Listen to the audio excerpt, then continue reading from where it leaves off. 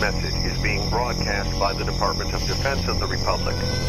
At 2 a.m. Eastern Standard Time, multiple unidentified objects were confirmed to have entered Earth's atmosphere. Discovery Houston, 20 seconds to LOS T-drift. Roger, nice to see it all. The first message that comes to you is you are a divine being. You matter. You count. You come from realms of unimaginable power and light, and you will return to those realms. The vast stretches of the unknown and the unanswered and the unfinished still far outstrip our collective comprehension. 5, 4, 3, 2, 1. Broadcasting from Forest Tower Studios, all the way from the Deep South. Now, here is your host, Joe Root.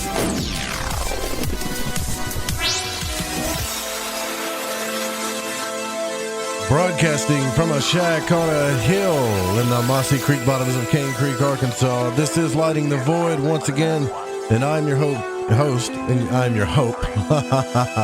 I'm your host, Joe Root. Welcome. It's Thursday night, December the 5th, on into the 6th, and tonight a very special guest, Dr. P.M.H. Atwater, joins us tonight to discuss her new book, Forever Angels, the near-death experiences in childhood and their lifelong impact. That's what we're going to be talking about coming up.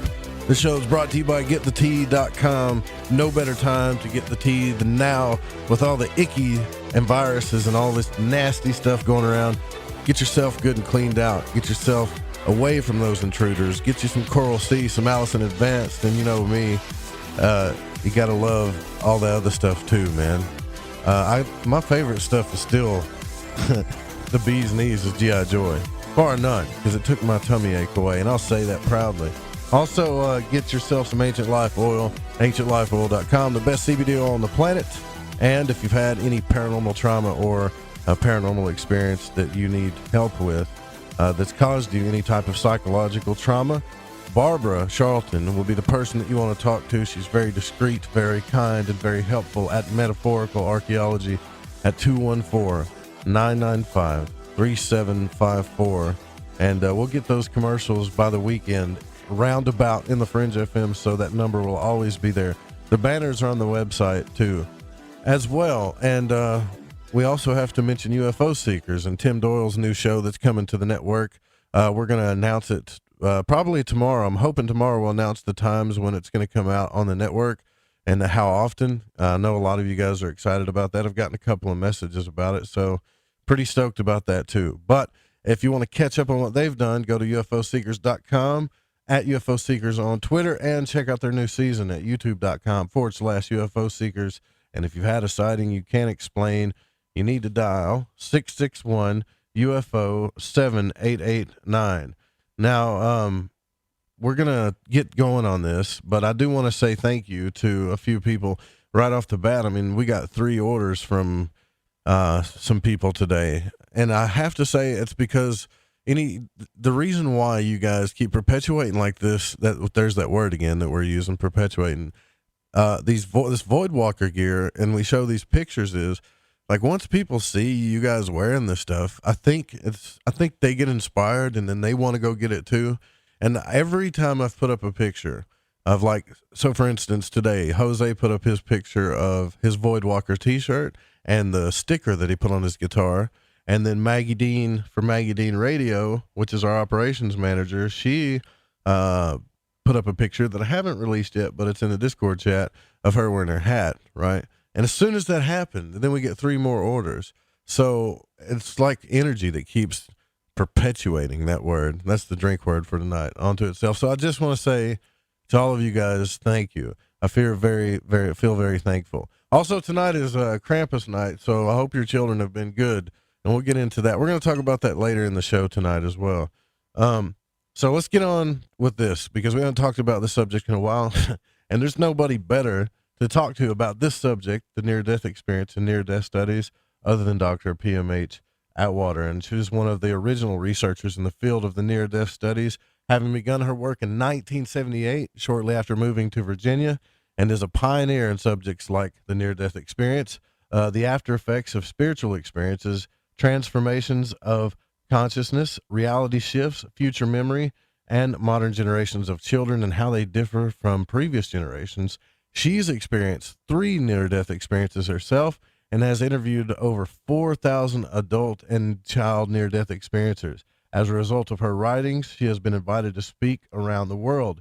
Now, in the 1990s, Dr. Atwater proposed a new theory of reality that describes the way in which we are able to envision the future in a way that is like a memory where people can live life in advance. She describes how these rehearsals for future events differ from other models of futuristic awareness, such as clairvoyance, precognition, déjà vu, and was the first to use the term reality shift. Now, she's written over 15 books in recent decades, including her recent The Forever Angels, Near-Death Experiences in Children and Their Lasting Impacts, and Animal Lights. The Animal Lights series is an extension of P.M.H. Atwater's books, The Forever Angels, Near-Death Experiences in Childhood and Their Lifelong Impact, and consists of 6 small books about animal babies who have pre-birth memories like many human children do. Each of the 6 babies, monkey, fawn, kitten, skunk, hedgehog, horse, remember different things about living in light, conception, moving into their mommies, the pocket place or the womb, developing a body, miscarriage, birth, handicaps. This is incredible, y'all. Full healthy living. And then each book is designed to help parents talk to their children about remembering anything at all from before they were born. I think this is incredible. Dr. Atwater, thank you so much for coming on Lighting the Void. It's a real honor to have you on here. Well, it's a pleasure to be here. You sound like such a wonderful person. Oh, thank you so much. I really appreciate that. I really do. Before we get into this, I want to ask you a question about pre-birth, and this isn't really spiritually related, but do you think our medical field is doing the right thing with this? Because I've looked into some stuff because I've had some recent conversation about midwives and ancient traditions of birthing children and stuff, and it seems like, I mean, there's a real spiritual thing that happens here that I wish we as a society would take more special care about, if that makes sense. You know, the hospital seems kind of like almost like an alien biopsy or something, where I feel like I wish we could get back to and I know this is kind of sappy for a guy to say, but I feel like we should get back to how sacred this is. Does that make sense what I'm saying? It makes a lot of sense. Also, it's very practical. It's very honest. It's very truthful. In my work with child experiencers, now this is 397 people. So this is solid research, covers the 80s and 90s and recent research as well, all saying the same thing. Most of these children, most of these people, that's 397 people, can remember their birth and remember it clearly. About a third of them can remember being in the womb and life in the womb. I had one who could remember conception. That is to say, she had full memory of her parents coming together and doing you know what, and conceiving her and telling them when she was a little older, and everything she described was exactly what they did. Wow. So we're facing here the reality that it's not a fetus, it's the preborn. And the preborn have consciousness. They have full, clear consciousness. And many of them can remember that when they're older. And remember what happens during that time when they're older. So we're not talking about just some little cells that get together and form a ball and come into life and do what the doctors tell us they do. We're talking about something much bigger than that, much more impactful than that, again, shows us clearly how powerful consciousness is. Right. Yeah. I've had people come on the show too, Dr. Atwater, and say that they saw light, like kind of like Jeff Harmon told me that. He said when his son was born, that he almost saw like a little flash of light when his son was born, like when he took in the first breath. But I've heard different things. So you're saying, and this is what I want to try to get clear on, where do we go when we're in the womb spiritually? Are we there present? Are we kind of wandering around? Well, kind of in and out. We're in and out, according to what they say. Sort of like floating, if you will, or just, appearing in and out. We don't necessarily just stay in the womb, although we can. It depends on the individual. But we have all kinds of really solid research now, Joe, that shows and proves that when the sperm meets the egg and there is conception, there is a light flash. You can photograph it. They have been able to do it in scientific research. And when a person dies, or when any living thing dies, there is another light flash. So we have a light flash when any living thing is born. We have a light flash when any living thing dies. I talk about that at length in the book, The Forever Angels. You'll get all of the information you need to look that up. And of course, if anybody is a subscriber to my free monthly newsletter, and you can get that off my website, I call it Only for the Curious, you'll find out about these things, because I talk about them. Wow. Well, I'm sure a lot of us you're going to get some new subscribers after tonight, because this is kind of, this is incredible to me. So you even brought up in here about animals too. So like animals, obviously, according to you, have a spirit and have consciousness and stuff, but how can we research what happens with animals? Is it just the light flash that we're seeing, or where are they finding these studies at? Well, first of all, let me clarify a few things here. I'm not talking about animals in the book, The Forever Angels. Okay. When The Forever Angels was done, then I wrote a series of 6 children's stories. It is called the Animal Lights series. And it's about animal babies who can remember being in the light, coming into life, being in the womb, being born, miscarriages, handicaps, and that sort of thing. And it's mainly for parents, because parents don't have any way of broaching this kind of topic with their children. So now, finally, we have something parents can use that is fun, that is easy, that is, easy to do, where they can take these fun little books and they can read them with and play with them with their children, and then they can ask. For instance, they can ask their child, "Do you remember anything like Busy Betty Wiggles does?" Gotcha. She remembers being in the womb. So that then opens the topic. Parents have never had anything where they could open up the topic of life before birth with their children. You can't go to any store and buy that kind of book. I know I tried to sell the Animal Lights series to various publishers. They all said the same thing. Nobody's going to buy it. So I waited until after The Forever Angels was done.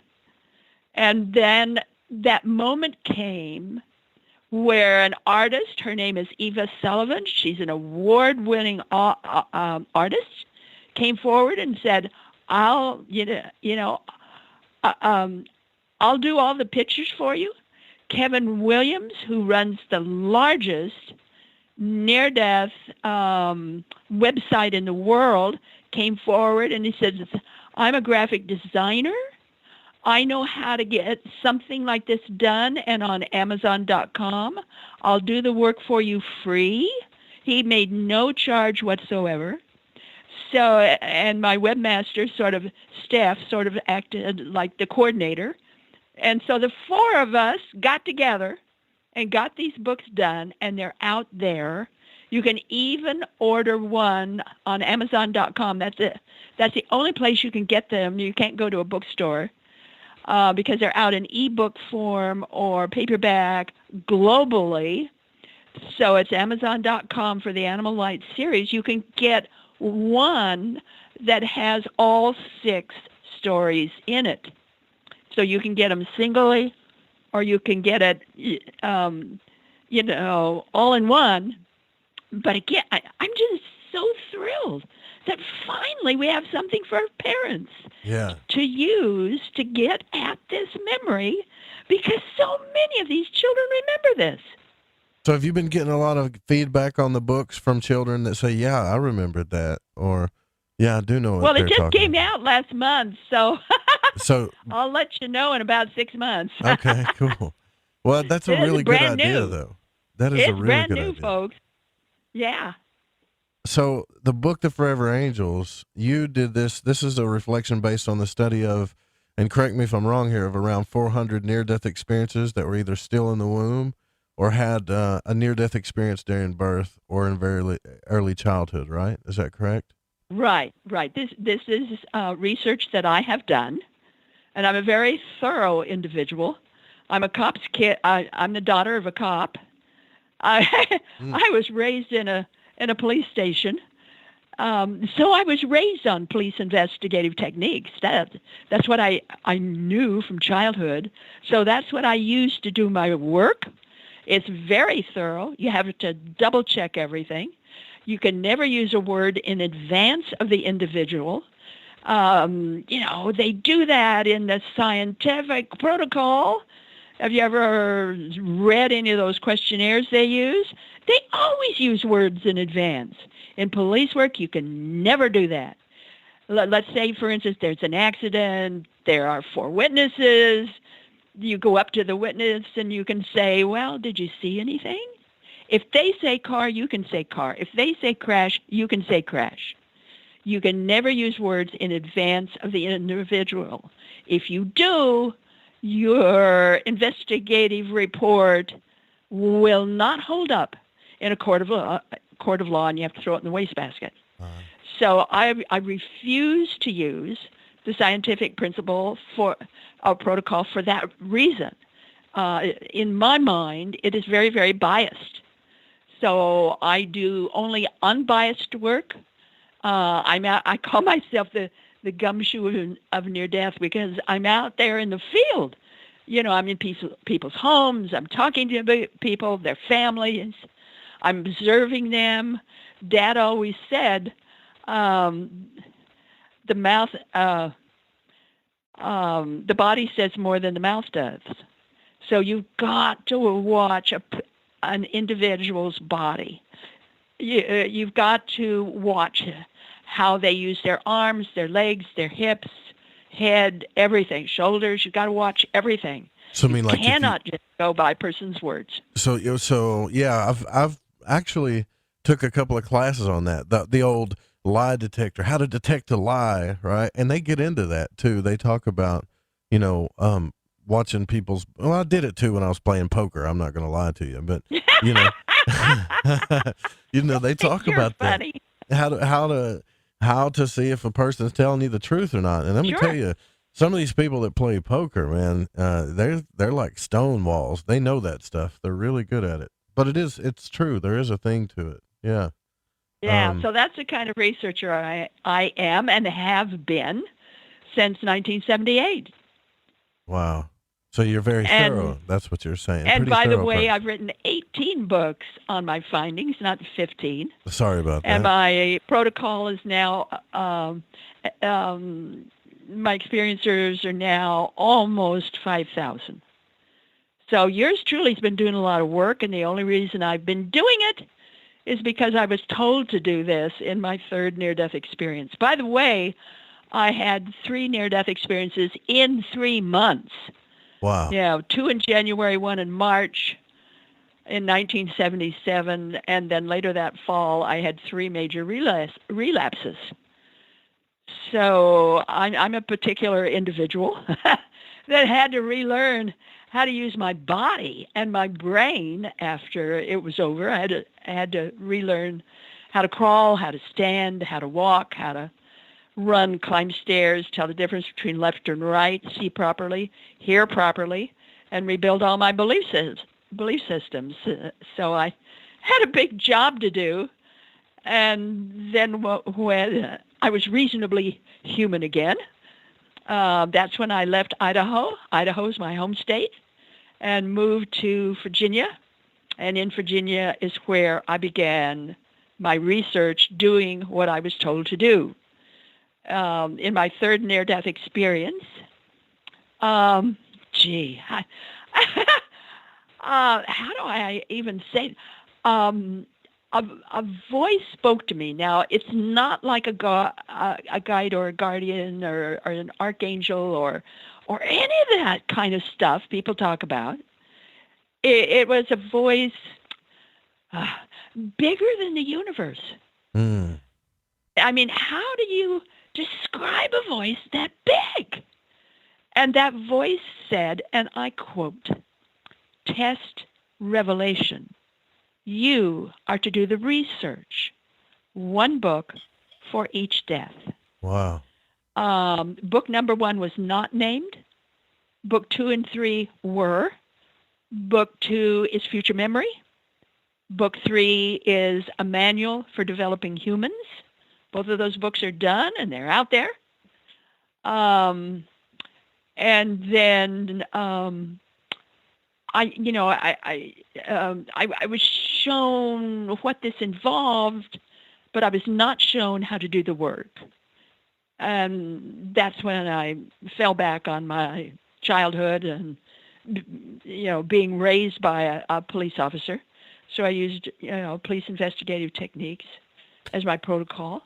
I began my work in 1978 when I met Dr. Elizabeth Kubler-Ross. We spent a lot of time talking, and she was the one who told me about the now famous phenomenon called the near-death experience. I did not know anything about it. She did not mention Raymond Moody's name, so I did not know anything about him. She called me a near-death survivor. She did not use the word experiencer. And because of what she told me and what to look for, then that was all I needed to do my work. And I did. I did it by myself all these years. Never a penny to fund me. Really? When I needed money, you do an extra job to earn that money. So I'm one of Joe. I'm one of these scrappy people. Yeah, I understand that. Out there doing it. I can definitely understand that. We're kind of that way here with this show too. I mean, we've scraped and scrapped along, and we've gotten a long ways here too. But I mean, but what you're talking about is incredible, and you've been doing this since 1978, and I guess without stopping. We got a couple of minutes before the break, so I kind of want to tease this here a little bit. I've had a lot of friends that were girls and others that have had some pretty, childbirth is really big to them, right? And if they have things like, sometimes you have a miscarriage. I mean, let's just talk about that. Right. And what I've seen, what happens to women, and in my experience in my last marriage, is devastating, right, to these women when it happens. And is there any type of hope that maybe they wasn't supposed to happen, or based on your research, do you have any kind of insight? What happened to that baby or that soul during that time? Well, obviously, there's no way we can say or prove anything. Sure.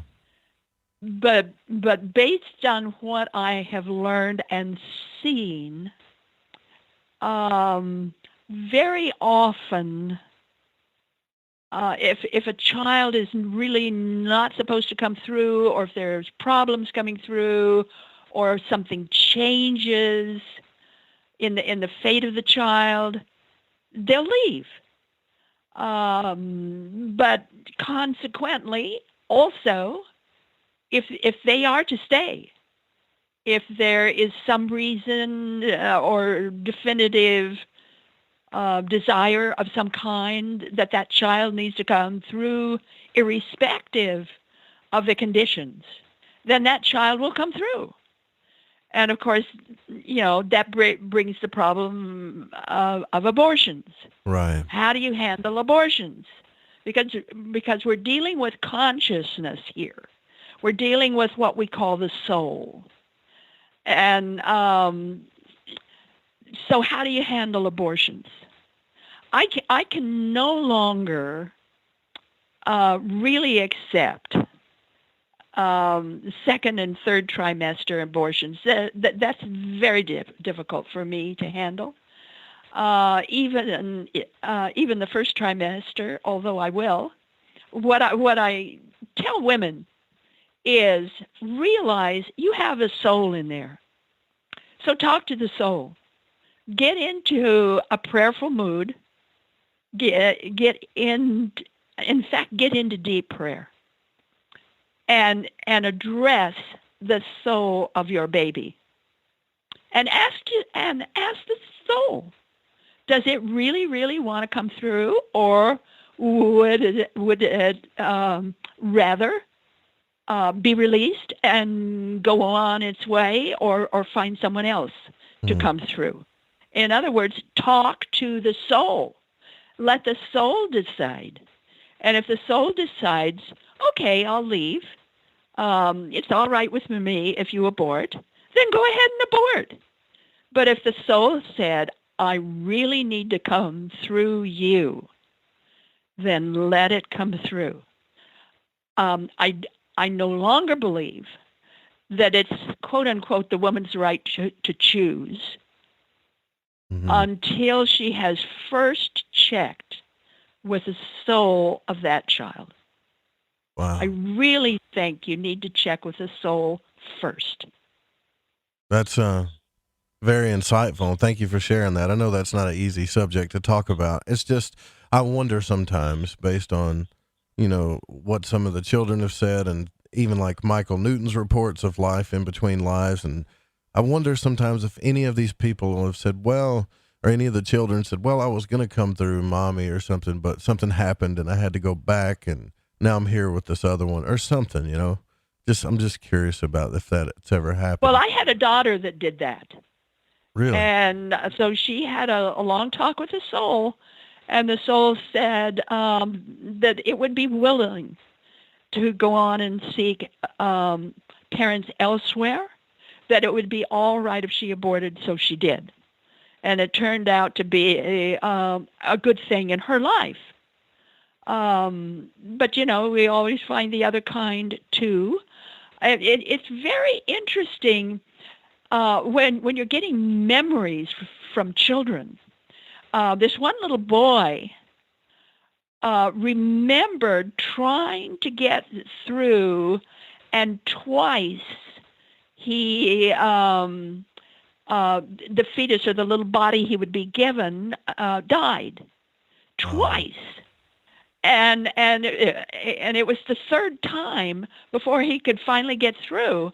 And he told his parents this, and they were dumbfounded, absolutely dumbfounded. Yeah, I bet. Because, they had no idea that this same soul was trying to get through.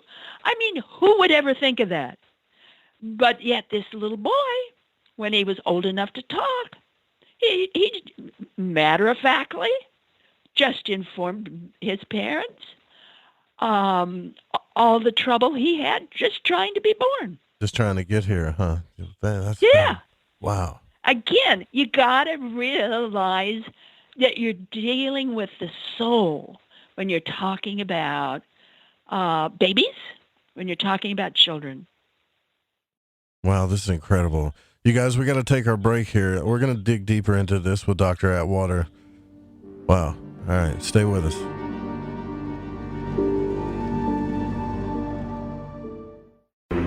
I'm Clyde Lewis. You are listening to The Fringe FM. This is Corbin, son of the one and only Joe Root, and you're listening to The Fringe FM. I think by now we can get the information. I love magic, and on Lighting the Void, each and every week, you will get to hear shows about magic, mysticism, and many other subjects that stretch your mind and imagination. So when I got my mind on the magic and the magic on my mind, I listened to Lighting the Void on the Fringe FM. It's magic. May the gods look with favor upon you. You're wondering what we're going to do to you, aren't you? All right, everyone, this is Justin from the UK. Excuse the chitty. If you're into the Fringe and you want to hear the brass tacks, my old china plate, Joe Root and his guests on Lighting the Void will open your mince pies. You need to shut your northern self and use your 10-speed gears and listen to them bubble. You could hear a Barry Crocker, no Brussel, but he ain't no holy friar. Anyway, you beat a Barnaby Rudge and take a butcher's.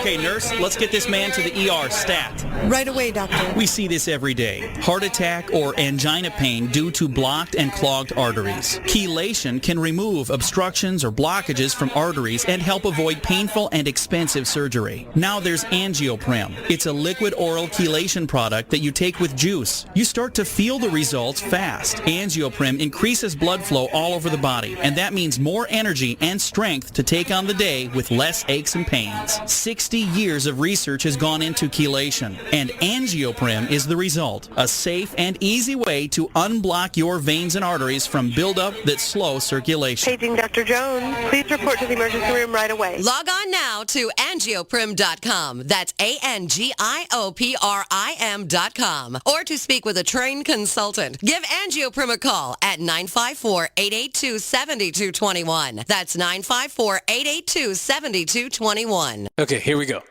AncientLifeOil.com. AncientLifeOil.com.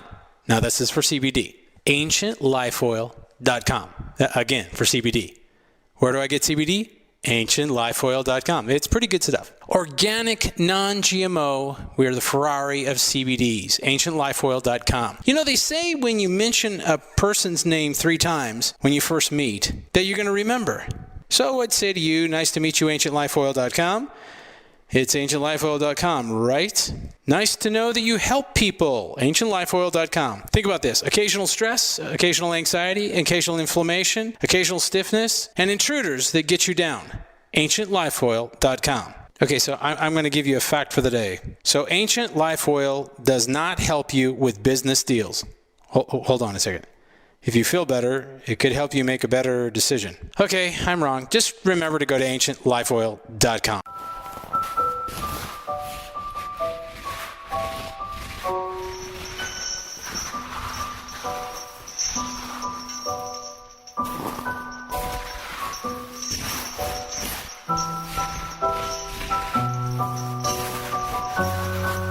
Twas late and cold on a December night, when the Voidwalkers hid and tried to stay out of sight.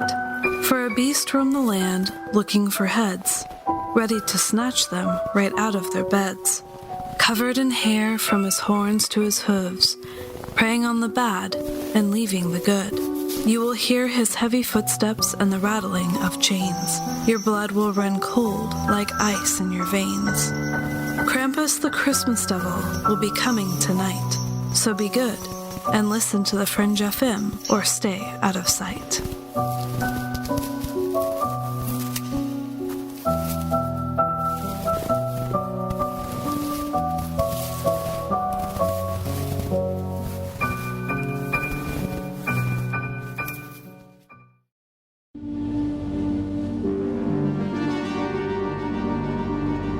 You're listening to Lighting the Void. The call-in number is 1-800-588-0335. If you would like to text, you can text in at 501-777-5631. Yeah, that's right. It is Krampus night, so I don't know if any of you guys have ever looked into that, but this is going to be our first time looking into that. Tomorrow night, we plan on doing that show in open lines. We're going to do an entire broadcast, hopefully about Krampus, and you guys can call in. You can call in tonight, too, if you have any questions for Dr. Atwater. It's 1-800-588-0335, and we're discussing her book, Forever Angels. Fascinating. Near-death experiences in childhood and their lifelong impact. And, right out of the gate, we talked about some deep subjects, and I'm so thankful that you're willing, Dr. Atwater, to go right at these subjects, because maybe, when we have these big decisions to make about things like abortion and all this stuff, that they get real political about it, right? They turn it into a big political thing on social media and during election time and stuff. But it is pretty simple what you're saying, right? If you believe in the soul, why don't you just ask? Why don't you just ask the soul what it wants or what's going on? That's incredible that you said that. Well, that's certainly helpful. That's certainly helpful. It's a step in the right direction, I believe. Now, why did you title your book Forever Angels? Are we all like fallen angels on this earth? There's a reason why I'm getting a feeling why you titled it that? Well, no. I would not say fallen angels. That's a very judgmental thing to say. Sure. Depends on your religion, of course. Mm-hmm. The forever angels applies to the larger view of we human beings, all that we are. But then it seemed to fit also my work with children. This is the second research I've done on children.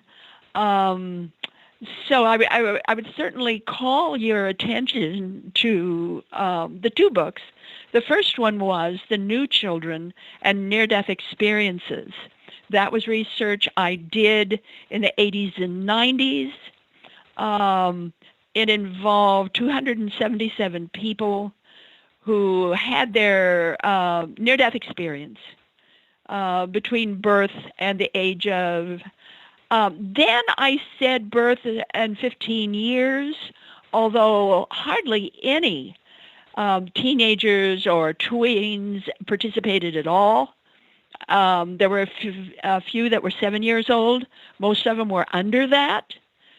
So it fit right in with the work I did about 3 years ago with those people from birth to the age of 5. So I can use the earlier research with the present one that I did. Now, I want to clarify that because my first round with children, I was working with kindergarten types on up to their 20s, maybe 30s. So the young people looking forward in life. This time, my second time, I went after the more mature group, people in their 50s, 60s, 70s, and 80s who could verify having had a near-death experience between the ages of birth and 5. And I asked them one question. Did having such an experience so early in life, did it have any effect on your life? If it did, what? And so in essence, I was asking for essays, and I was flooded with them. People throughout the world. This one man in his 60s, he had just retired, so he must have been about 66, 67 or so, maybe 68. He had never in his entire life been able to talk about any of this with anybody. So he sent me like a 50-page essay, complete with photographs of his family and growing up. I mean, he just poured and poured and poured and poured. Many of the essays I received were so tear-stained, I could hardly read them. We're talking about people who have never had an opportunity to talk about their near-death experience. I had, hold on for this, I had 3 people who were raised in voodoo. They knew nothing about God. They never heard of the Bible, Christianity. Those words were unknown to them. And in each of their near-death experiences, they were met by Jesus. They called Jesus by name. They knew who he was. Now explain that for me. I mean, I can't explain that. There's no way I can. Right. I had a number of people who were, boy, this is a tough one, who were, how do I put this into words, brought in for the only reason of being used in rituals for a satanic cult. That's the only reason they were ever, the woman ever became pregnant and the child was ever born, was for the satanic cult they were members of, to use these babies in rituals, satanic rituals. This one individual, her name was Judy. She had 17, hold on to this, she had 17 near-death experiences before the age of 9. The first one began at 6 months of age. What she went through was horrible. But she came out of it. Took her a long time, but she finally came out of it, certainly through a lot of therapy. But she said the biggest thing that helped her the most was yoga, getting into yoga. And that really helped her more than any other thing she did. I had a number of experiencers say they got more help from psychics than they did from psychologists. And I think that's because the professional community has yet to really understand this kind of thing or develop protocols for handling these kind of people. If you go to someone like that, you want to look for the word transpersonal. If that psychologist or psychiatrist or therapist has had training in transpersonal psychology, then you have a better chance of having someone who can handle your case. If they have not had training in transpersonal psychology, I would say stay away, because transpersonal psychology covers the spiritual. So these people are trained in that, but most professionals are not, and you really have to be able to handle near-death experiencers. So I had a lot of people apply. Throughout the world, actually. A number of them from Australia, a number of them from Ecuador. And I don't know why. I put out flyers all over, everywhere. Sometimes I bought ads in various magazines and newspapers, hunting for participants. But when you put something out on the internet, I have since learned God only knows where it's going to go. So apparently... Apparently, a lot of people in Ecuador were looking for this, and they signed on. So First Nation in Canada, a number of Native Americans in the United States, and what really captured my heart were people who said, nobody ever comes to the poor, for people who are living in poverty. Nobody ever asks for our opinion or what we went through. So I made a point of doing that. And this one woman, it really tugs my heart even now, saved her panties for I don't know how long, in order to save enough money that she could send her essay to me. Can you imagine that? Saving pennies until she had enough money that she could send me her experience. Wow. I mean, I was just so touched by that. Because most scientists do not cover people in poverty.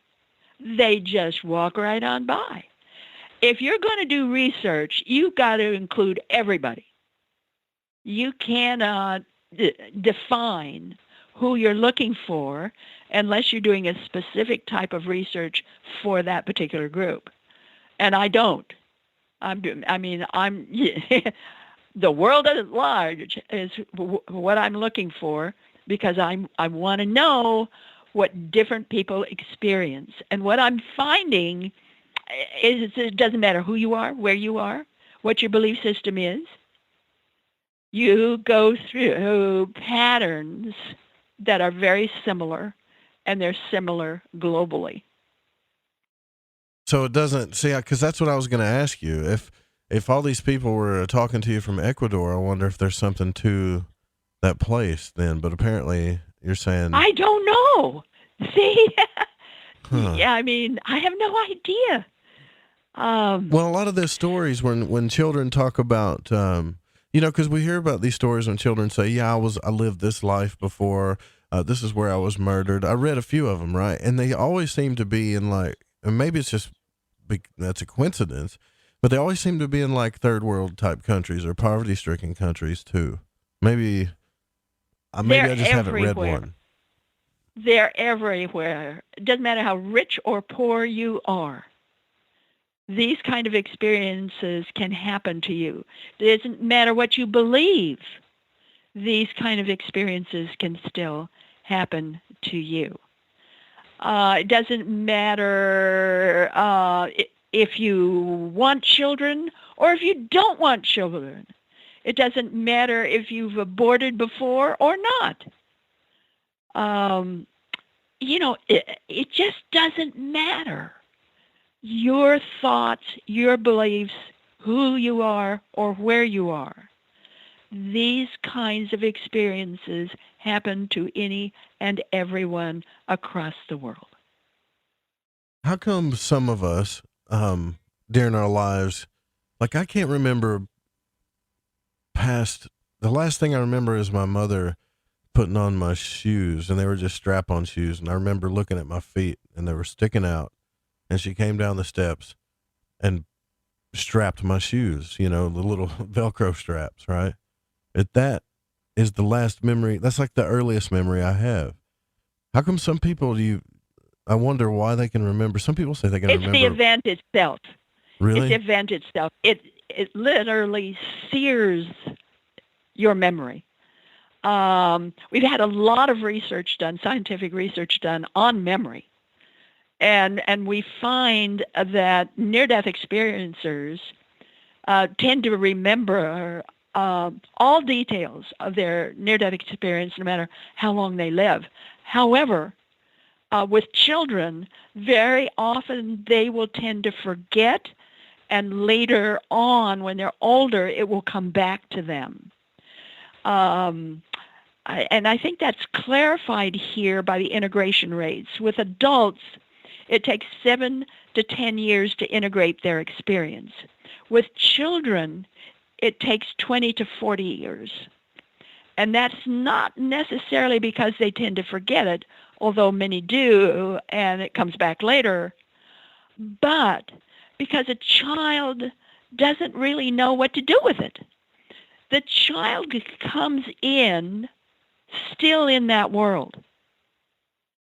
So having to face parents, siblings, friends, go to school, all the different aspects of living life, they're totally unprepared for it. They don't know what it is. They have all kinds of challenges the average child does not have. Remember, many of these children, especially up to the age of 4, don't have a before.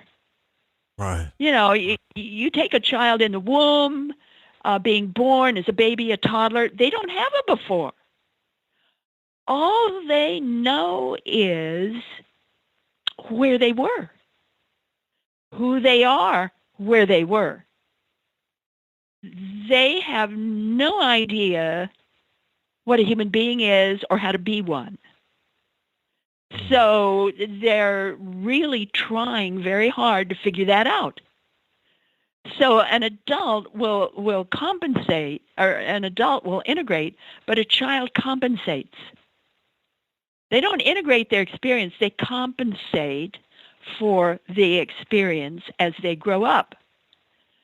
And when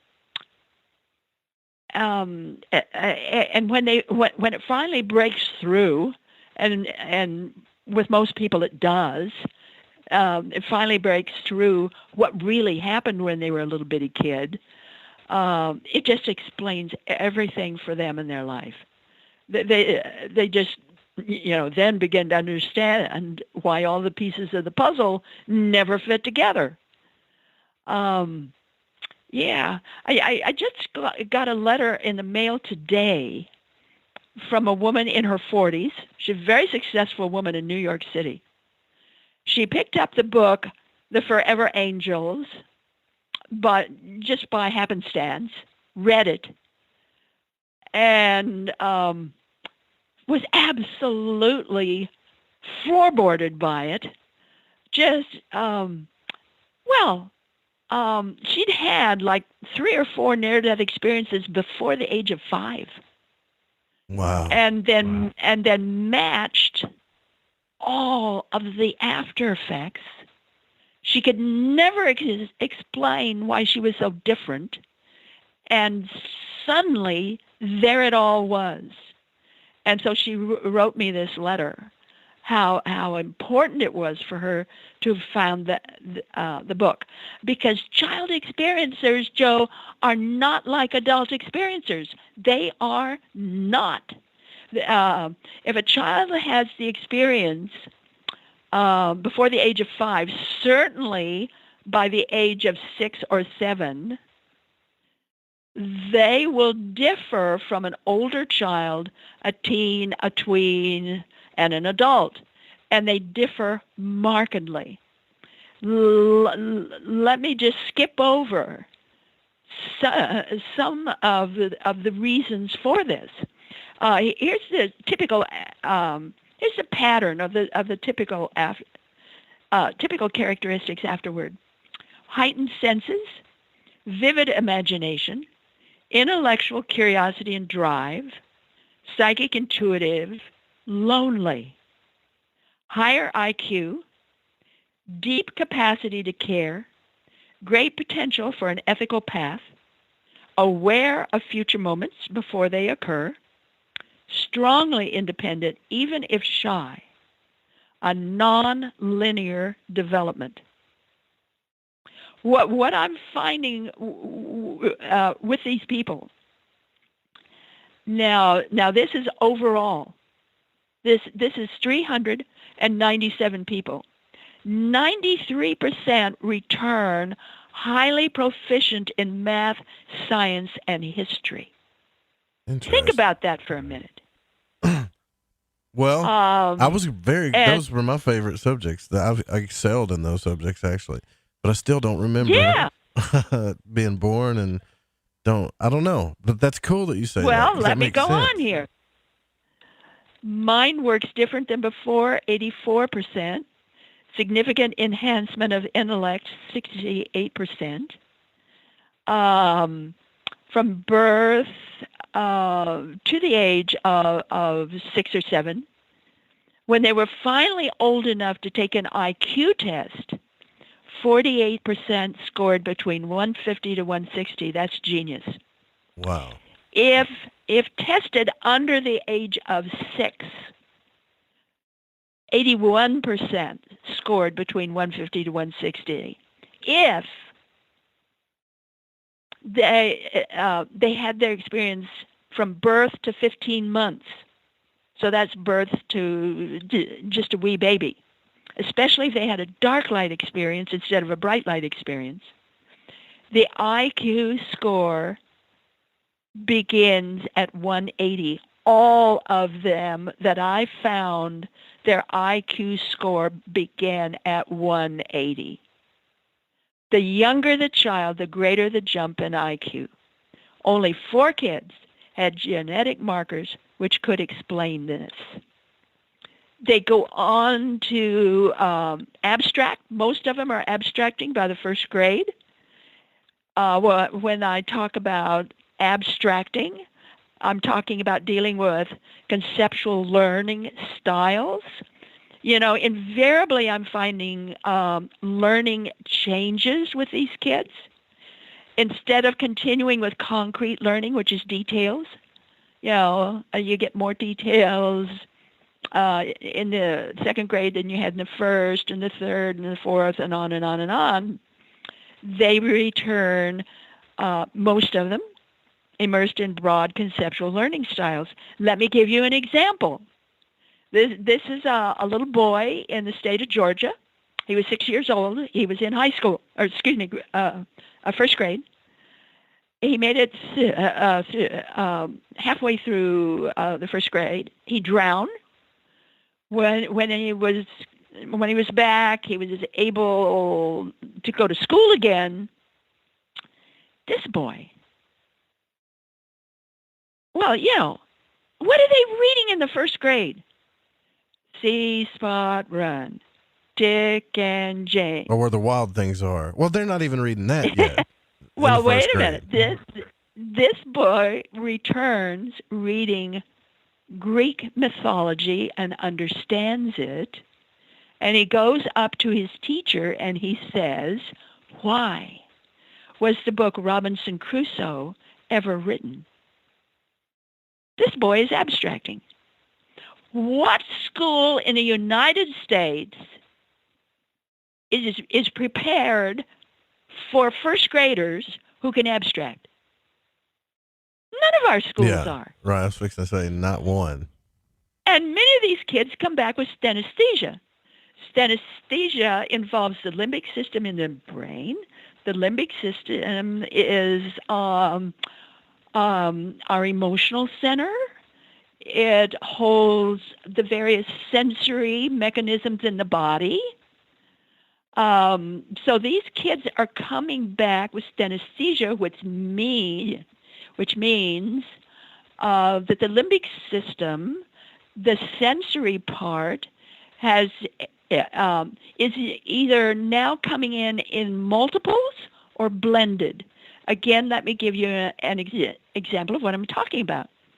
This time I'm going to be personal, and I'm talking about myself. I was born this way. I was born with synesthesia. No, I'm not a near-death kid. I was just born with this stuff. And so in the first grade, I was the only kid in school who could smell color, see music, and hear numbers. What? See the different types of sensing? It's a blended or multiple sensing. So I was the only kid in school like that. So I had to spend most of my first grade on a tall stool in front of the class wearing a tall conical hat that said dunce on it as an example of a bad child who told lies. The principal tried twice with my mother to get me kicked out of school because I was such a terrible liar. I knew I was telling the truth. And by the end of the first grade, I was so angry that I decided that all adults were stupid and I was never going to be one when I grew up. Yeah, but you know what? I grew up to be stupid and had to relearn. You know what? You know how many kids that happens to? Realistically. Lots. Yeah, lots. realistically, and how lots many of kids. Teachers, Even today, how many teachers know about synesthesia? Let me tell you, most of the new kids coming in since 1982 have synesthesia. Teachers, wake up. My God. You know, we've got to take a break here. I want to talk a little bit more about synesthesia because this is a new concept to me, but it makes so much sense. Tonight, we're here talking with Dr. P.M.H. Atwater, and we're talking about her new book, Forever Angels. This is some really, really good stuff here, guys. The website's pmhatwater.com. Stay with us. We'll be right back. Make sure you sign up to our newsletter.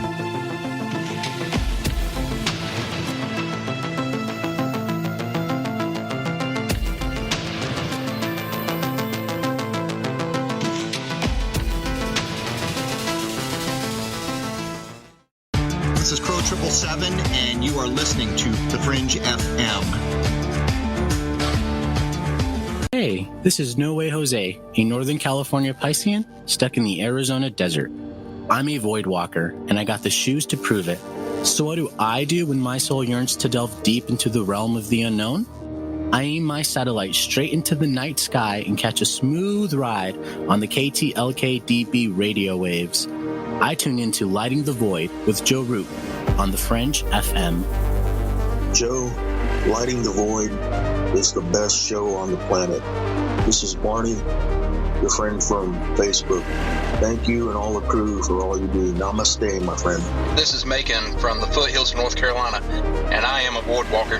G'day, void walkers. This is Lily from down under Australia. The world may be small, the enigma is greater. So let your curiosity take you for a journey with Joe Root. Hey, this is V, coming in from Central Maryland, and I am a void walker. This is Kevin Doherty, a beginner void walker. I'm from Vancouver, BC. I know a little about a lot, and as Leonard Skinner said, I'll guess the rest. I learned a lot from Mr. Root in the show, and I heard it from the beginning. I knew right then he was going to be a new art bell. Thanks for all your shows, and keep it up. Hey, this is Derek from Mass, a.k.a. the Night Stalker, and I'm a void walker. This is Mark from Chicago, and I walk the void to ascertain what is consciousness. My name is Jared Johnson, and I'm from Humboldt County, California. I do not know all the answers to the questions about reality. I do not claim to know the ultimate truth about life. I seek that which has been made hidden as a part of a family of explorers of consciousness. I'm a void walker. Thanks, Joe Root. Why is it we're not very good with our health regimen until it's too late? We don't put oil in the car until the engine blows up. When the body's out of balance, your health is not so good. Give your body some love. Log on to getthet.com. That's getthet.com. Try our Life Change Tea, which cleanses you from harmful intruders. A clean colon is one of the ways to bring the body in balance. We also carry organic supplements to help you get where you need to go. So do your body a favor. Log on to getthet.com. That's getthet.com. You can even visit our sales page to save some dough. Does anybody call money dough anymore? Anyway, if you're looking for short, helpful health tips, go to YouTube and punch in Health Matters Now. That's Health Matters Now. So, log on to getthet.com, shop, get balanced, then learn some cool tips at Health Matters Now. You'll be glad you did. That's getthet.com. I'm Ryan Gable, and I want to remind you to keep your radio, phone, tablet, or computer tuned to The Fringe FM. And visit the website, thefringe.fm, to listen to the entire lineup of shows. You can also catch my broadcast, The Secret Teachings, Monday through Friday, beginning at 12 a.m. midnight U.S. Pacific Time, right here on The Fringe FM. Alex X. Hi, I'm Alex Exum, and you're listening to The Fringe FM. This is Reverend John M. Polk. Please visit me at johnpolkmedia.com and visit my show, Quantum Hologram Matrix, 5 p.m. Pacific, 8 p.m. Eastern, every Tuesday on thefringe.fm.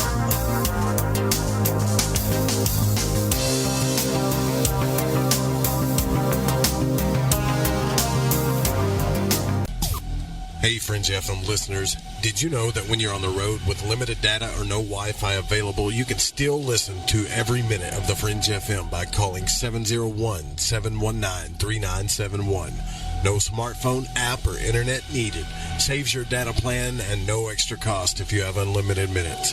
Call 701-719-3971. That's 701-719-3971. Listen to the Fringe FM on any phone, anytime, anywhere.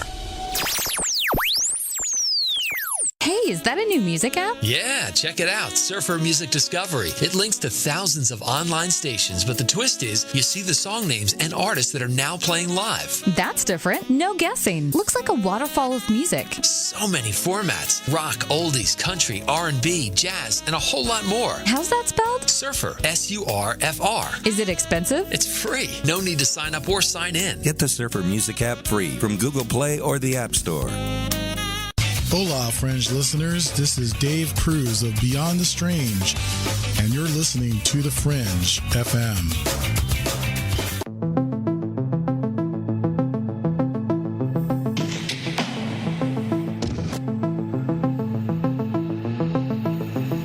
To call Joe, pick up the phone, dial 1-800-588-0335, toll free from the United States or Canada. You're listening to Lighting the Void Radio. Dr. P.M.H. Atwater is our guest tonight.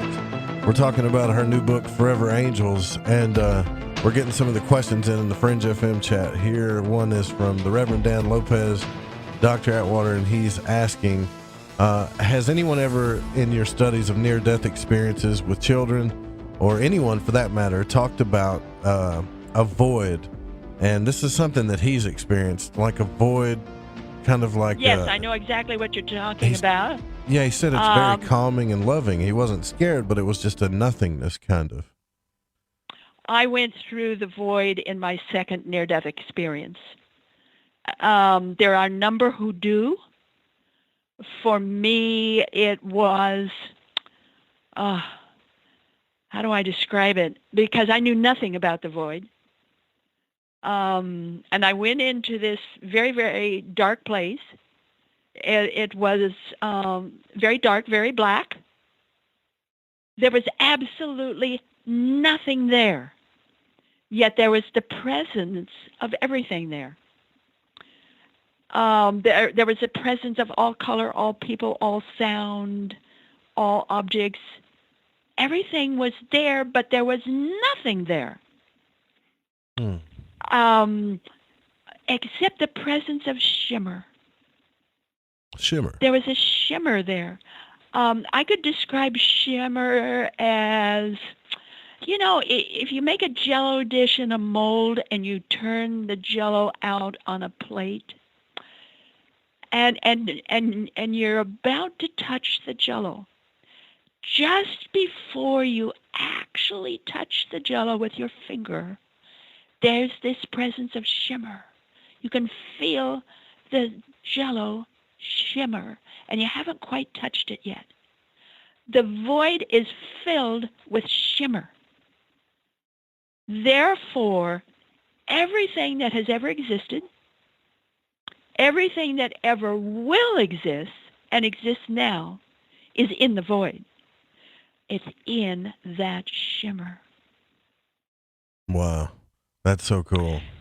If you want to learn more about my experience, the book to get, and it's a little book, you get it off Amazon.com, and it's called I Died 3 Times in 1977, The Complete Story by P.M.H. Atwater.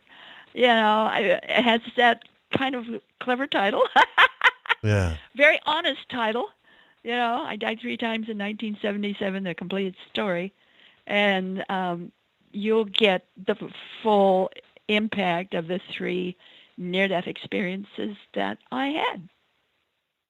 Well, you had some pretty traumatic experiences during those times. I mean, death is a traumatic experience, but you were telling me during the break, one of them was a pretty bad situation. I don't know if you're comfortable talking about it or not. You don't have to give us all the details, but the reason why I ask you that is because we've had a listener named Sammy who she had quite a few near-death experiences, I believe, before the age of 6 that really relate to what you were talking to me about during the break. So I don't know if you're comfortable with talking about that or not. Well, she really, really, really needs to get Read the book, yeah. The Forever Angels, because there's so much in it. But let me say right now, if she's had a lot of difficulties, 90% of the people did not bond with their parents afterward. That doesn't mean they didn't love them necessarily. They didn't bond with them. They were unable to. 62% had difficult family situations. But, there's this incredible, I don't even know how to say it, challenge that we all have in understanding near-death experiences, because they can be absolutely wonderful and they can be absolutely challenging. With both, with both adults and children. Like for instance, with children, 34% were positive about having their near-death experience. 61% were negative.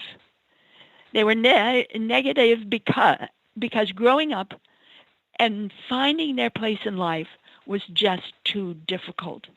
Yeah. There's a special chapter in the book called PTSD versus NDEs.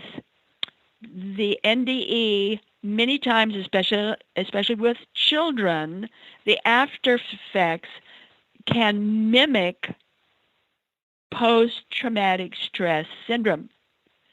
And so I really advise everybody to read that, to tell the difference between PTSD and an NDE, because there is a difference. Now, with my work, both in the 80s and now, both with the younger ones and the older ones looking backward. See, the younger ones look forward, the older ones look backward. So you get the full round. And with both groups, high suicide prone or suicide ideations, 74% had this.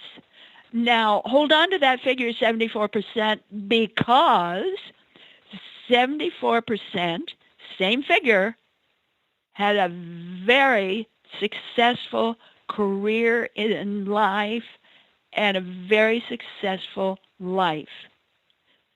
So we've got extreme success at the same time as suicide ideation. This is, we've all got to step back here and take another look at this. Because we need to understand the child's mind. A child does not think of suicide as harmful. They don't. A child will think that they were in this beautiful world with loving people, but they weren't breathing. And now that they're breathing again, that beautiful world and all the loving people are gone. Aha! The way to get back is to stop your breathing. That's the way a child thinks. They do not think in terms of grief or harming anybody or causing any kind of problem in their family. They just want to get back there. So that child's brain follows into adulthood. And they still don't think of suicide as necessarily harmful. They now know that it can cause problems. They now know that they're an adult, that it's not the thing to do. And clearly, they don't want to do it. Yet at the same time, they would really like to do it. So there's this conundrum, and it's a real puzzle. How do you stay here when you really don't want to be here? You'd rather be on the other side, which is much better and more loving, and on and on and on. How do you stay here? So that's the learning mode they go through in realizing that there's really a lot for them to do here. They wouldn't be here if it wasn't necessary, or if it wasn't helpful in some way for them or for others. So they really need to stay, even though they'd rather go. So a lot of them then turn to this incredible ability they now have, many of them. Like 84% come back empathic. 75% are highly intelligent. There's a chapter in my book called Historical NDEs, and you can get into how many came back as scientists or got into business or the inventive arts and did quite well. They really loved it. That's where they fit in, and they did a lot of good. It's just it's incredible what they could do. Vivid dreams, 70%. Strong spiritual guidance and knowing, 76%. These people know about the other side. They know about the power of prayer.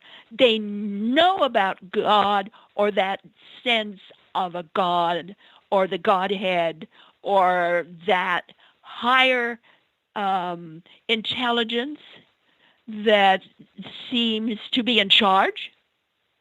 So, we use the term God, God, but yet a lot of people today don't like that term.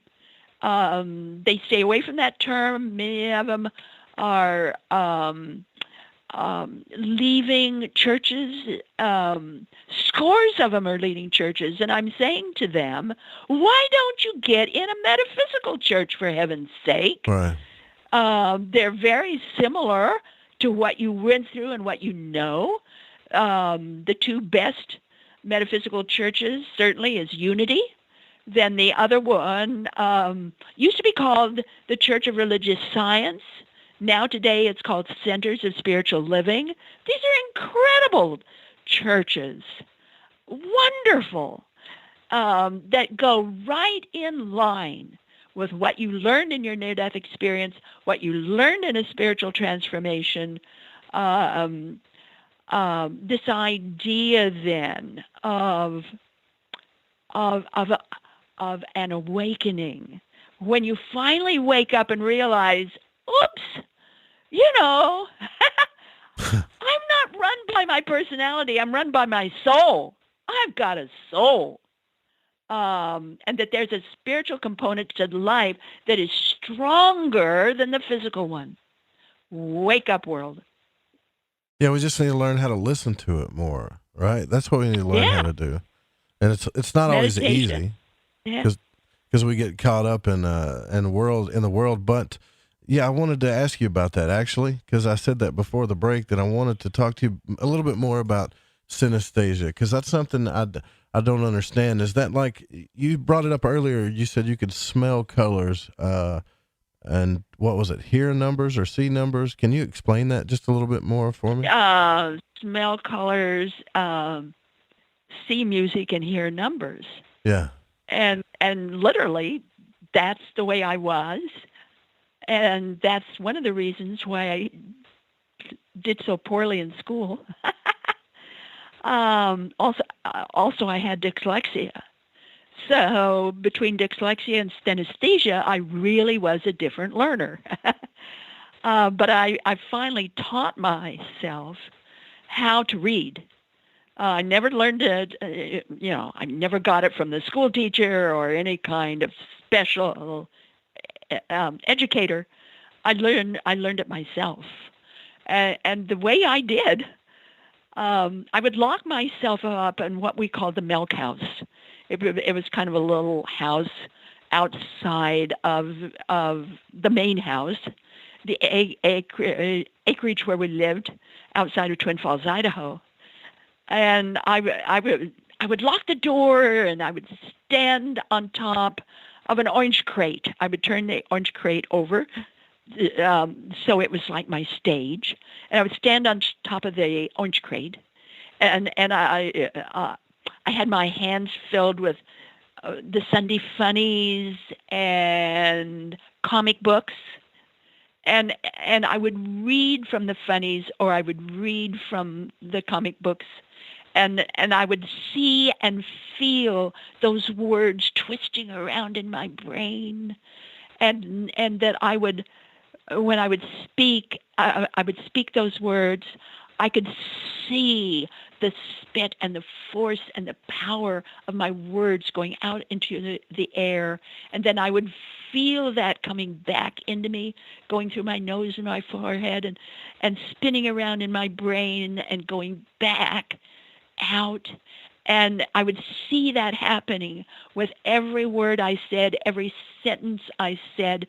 And my goal was to get it all correct, that I would say all of the words correct in the sentence, from, the capital to the period. And I would get it all right. And I would rehearse it again and again and again and again. I did that off and on for 3 years. And by the end of that time, I could read like anybody else in school. Wow. Did you ever tell anybody about it, though? Did you tell your parents or the teachers? No. Well, no. Look, I had 5 fathers and 2 mothers as a child, so... You kind of knew what would happen, right, if you did that? I was a different kind of kid. And, well, these are the days before World War II. I'm now 82.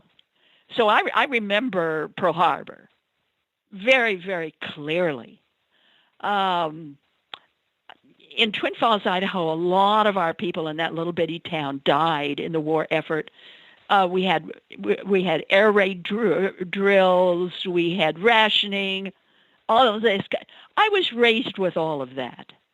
And in those days, if anyone died in the war effort, you were given a large gold decal that you would put in your front window so that everybody would know someone in your family died in the war effort. So the long blocks I had to walk to school, most of the homes had gold decals in their front window. So I had the walk of death every day, every morning to get to school.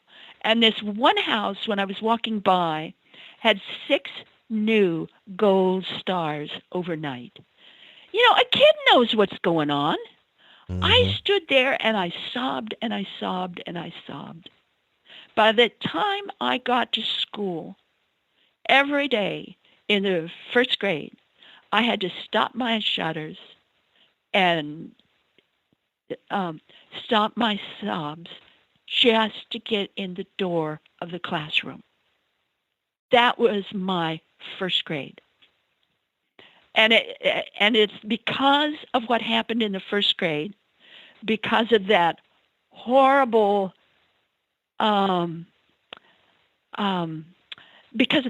challenge with the gold stars, and because of having synesthesia, I was different. Because of what happened to me in the first grade, that's what flipped me out into being a very different individual, being extremely independent. I did my first double-blind study with a control group at the age of 5. I was one of these people that I had to find my own truth, myself. Thank you very much. I could not accept anybody else's word for anything. I had to. Sounds familiar. I had to find out for myself. I think everybody should take that attitude I'm like that still today. Yeah, I think everybody should take that attitude. It's actually a positive attitude to have. And I think if you take life that way, you won't be subject to depression and anxiety when you get older, because, you know, you're not going to let other people's beliefs and truths and their negativity or whatever they think rule your mind. You're going to do things the way you want to do it. Doesn't always necessarily mean you're going to be right, but I think it's a lot healthier, honestly. Well, I'm not going to do it the way I want to do it. I'm going to do it the best way I can find. Yeah, there you go. There's a difference between want and what reveals itself to you as a better way. So you also talk about when, and this happened, that others developed memories of being on the other side, right? And these memories, did they actually see? Most of them did. Did they actually see like a heaven, like it's talked about in the Bible, or did they see other things?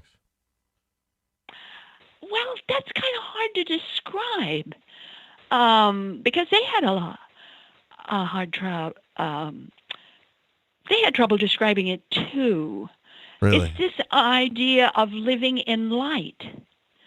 So it's not necessarily how it's described in the Bible or the Gita or the Quran or any other holy book. Uh-huh. It's the idea of living in a light-filled world where everything is based on truth and love.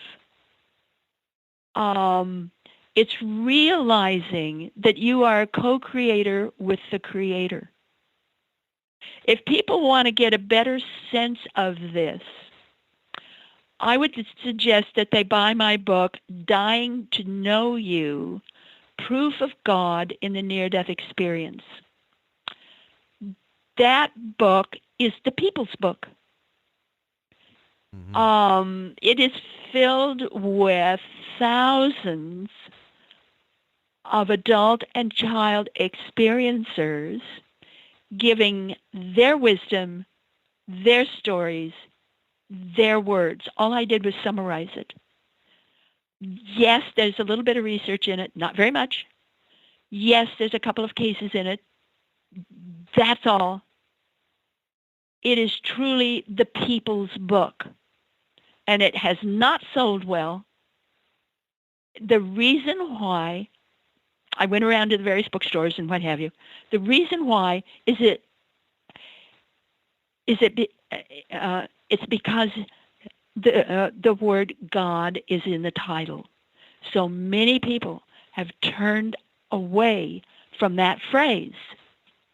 Well, not everybody uses God afterward.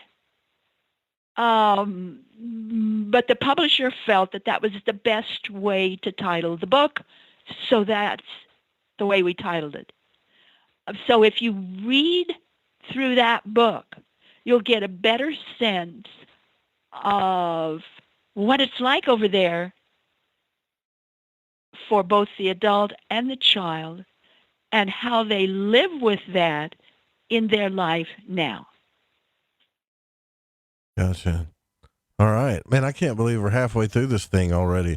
I got a couple of text-in questions too I want to get in. If you want to actually ask Dr. Atwater a question personally, you can call in.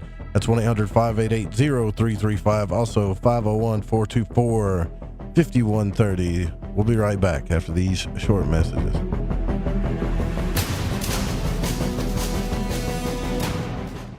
Thanks for listening to this broadcast. Need another late night fix? You can tune in every weeknight to Lighting the Void with Joe Roop on The Fringe FM. My name is Jake. I'm from Billings, Montana, and I am a void walker. Hey, Joe Roop. Thanks for lighting the void. This is Janine in the bluegrass of Kentucky, and I am a void walker. What's up, guys? This is Damien from San Marcos, Texas, and I'm a void walker. I listen to the show to keep myself aligned with the world. Hi, this is Laura, aka Laura Lavender. I'm from Las Vegas, and I listen to Lighting the Void because it helps me understand some of the strangest experiences I've had. So thanks for all that you do and for always being there for us, Joe. Hi, this is David Oman with HouseAtTheEndOfTheDrive.com. You're listening to KTLK, The Fringe FM. You know, stress is at an all-time high, and all of us could use a little bit of stress relief. That's why I want to talk to you about Soothe. Now, this is an app you can download on your phone. They have a massage therapist that arrives with a massage table, sheets, lotion, oils, and music, and you're in charge. You can book in seconds and schedule at 8 a.m. to midnight massage 7 days a week, anytime it's available. There's a 60-minute arrival period. A vetted background-checked massage therapist will come to you in as little as an hour. All of the therapists are vetted by industry veterans that ensure a compassionate, healing touch. So maybe you're a little stressed and you need to feel spoiled. Well, there's no better way to do that than relax at your own home and not have to deal with the outside world with Soothe. Right now, you can get $10 off your first massage by putting in the code word FRINGE10 at checkout. That's www.soothe.com, or download the Soothe app and put in the code word FRINGE10. I like to listen to Lighting the Void because of the guests, the content, and the host, Joe Roop. He's smart, he's intelligent, and he seems to ask the questions that we all have on our mind. We're all searching for the truth, and Joe helps us get closer to it. I love this show. I love this show. I love this show. Lighting the Void. What's up, Joe? Hey, man, I just wanted to say your show, dude, keeps getting better and better and better. I love Lighting the Void and the Fringe FM. The Fringe FM isn't just a radio station. We also provide services for all your audio production needs. If you are interested in live radio or pre-recorded podcasts, we're here to help. We even do audio enhancements and voiceovers if needed. If you want to do a podcast or live radio show and even want the option to syndicate on terrestrial radio, from simple audio file enhancement to live production and call screening, we have you covered.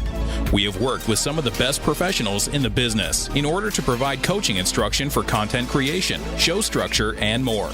Contact The Fringe Digital Media for more at info@thefringe.fm. That's info@thefringe.fm, or call 501-777-5631 for a consultation. Hey, this check is wrong. I worked a holiday and 7 hours of overtime. Not getting paid correctly is a real pain. It could also hurt our boss if our company provides out-of-compliance checks. That's right, construction companies doing business with the government can get fined, or officials of the companies can go to jail if the checks aren't right. It's a law. The Davis-Bacon Act has 30 compliance issues for every check, but there is an easy way for construction companies to be in compliance. EMARS offers Compliant Client, a web-based system that finds and corrects all 30 of the possible out-of-compliance check issues. Users of Compliant Client report an 80% savings in time and money. Running a weekly payroll usually takes about 5 minutes. All 15,000 plus clients of EMARS have never had a legal compliance issue. Plus, they sleep better on check day. Contact EMARS at emarsinc.com or call 480-595-0466. Alex. Hi, I'm Alex Exum, and you're listening to The Fringe FM.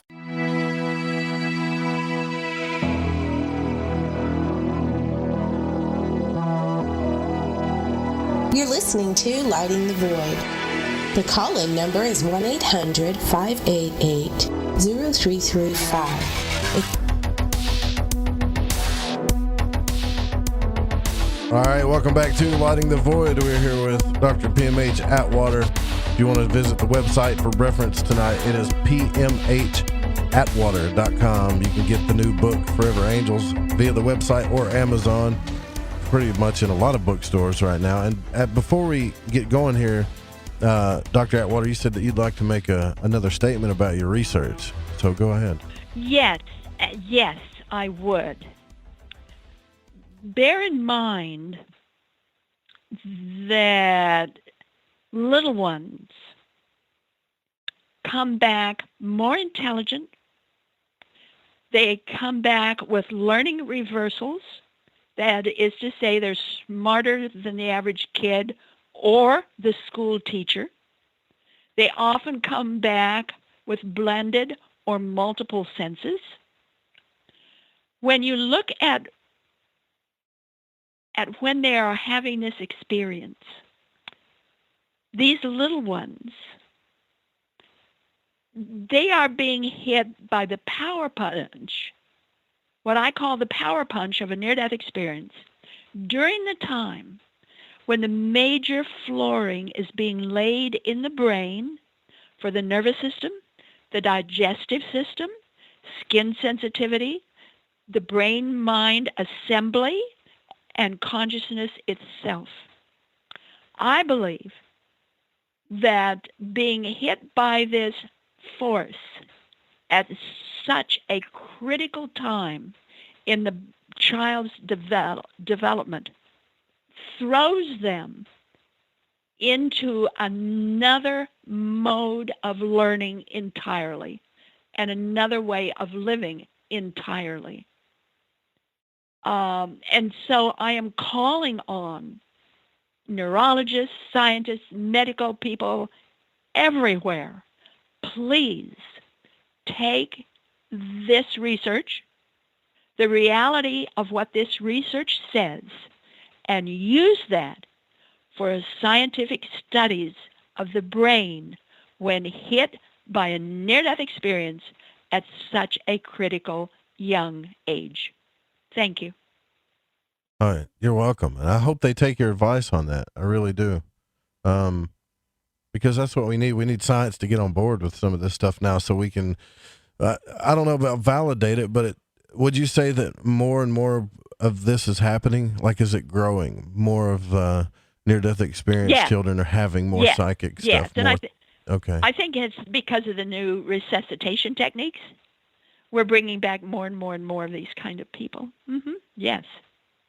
Something that I always hear that kind of bothers me, and it's always bothered me in a sympathetic way, is I understand how hard life can be for children like this, because I feel like I was probably partially one of them. I think a lot of people that I know do.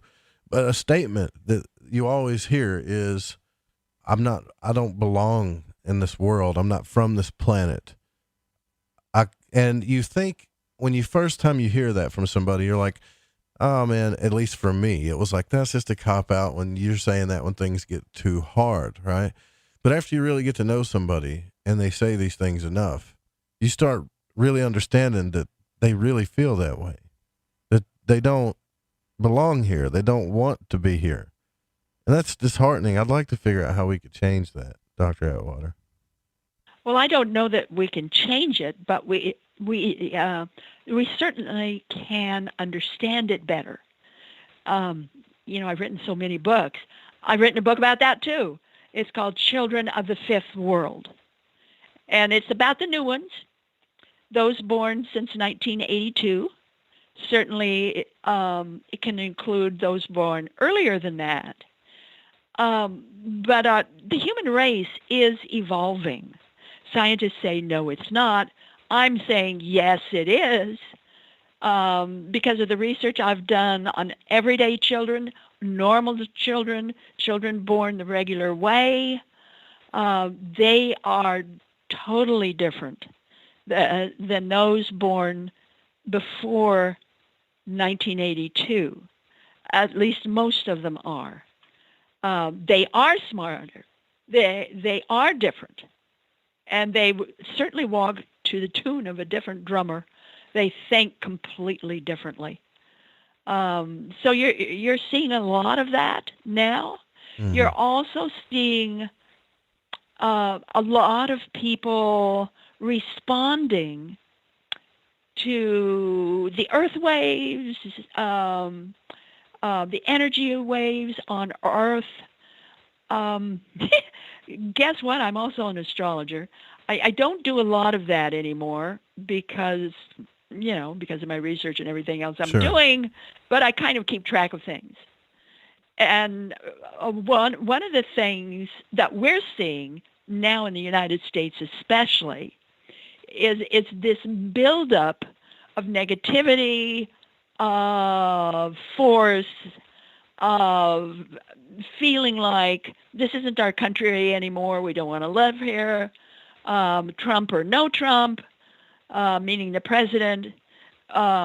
We just don't like our lives or the way we're having to live.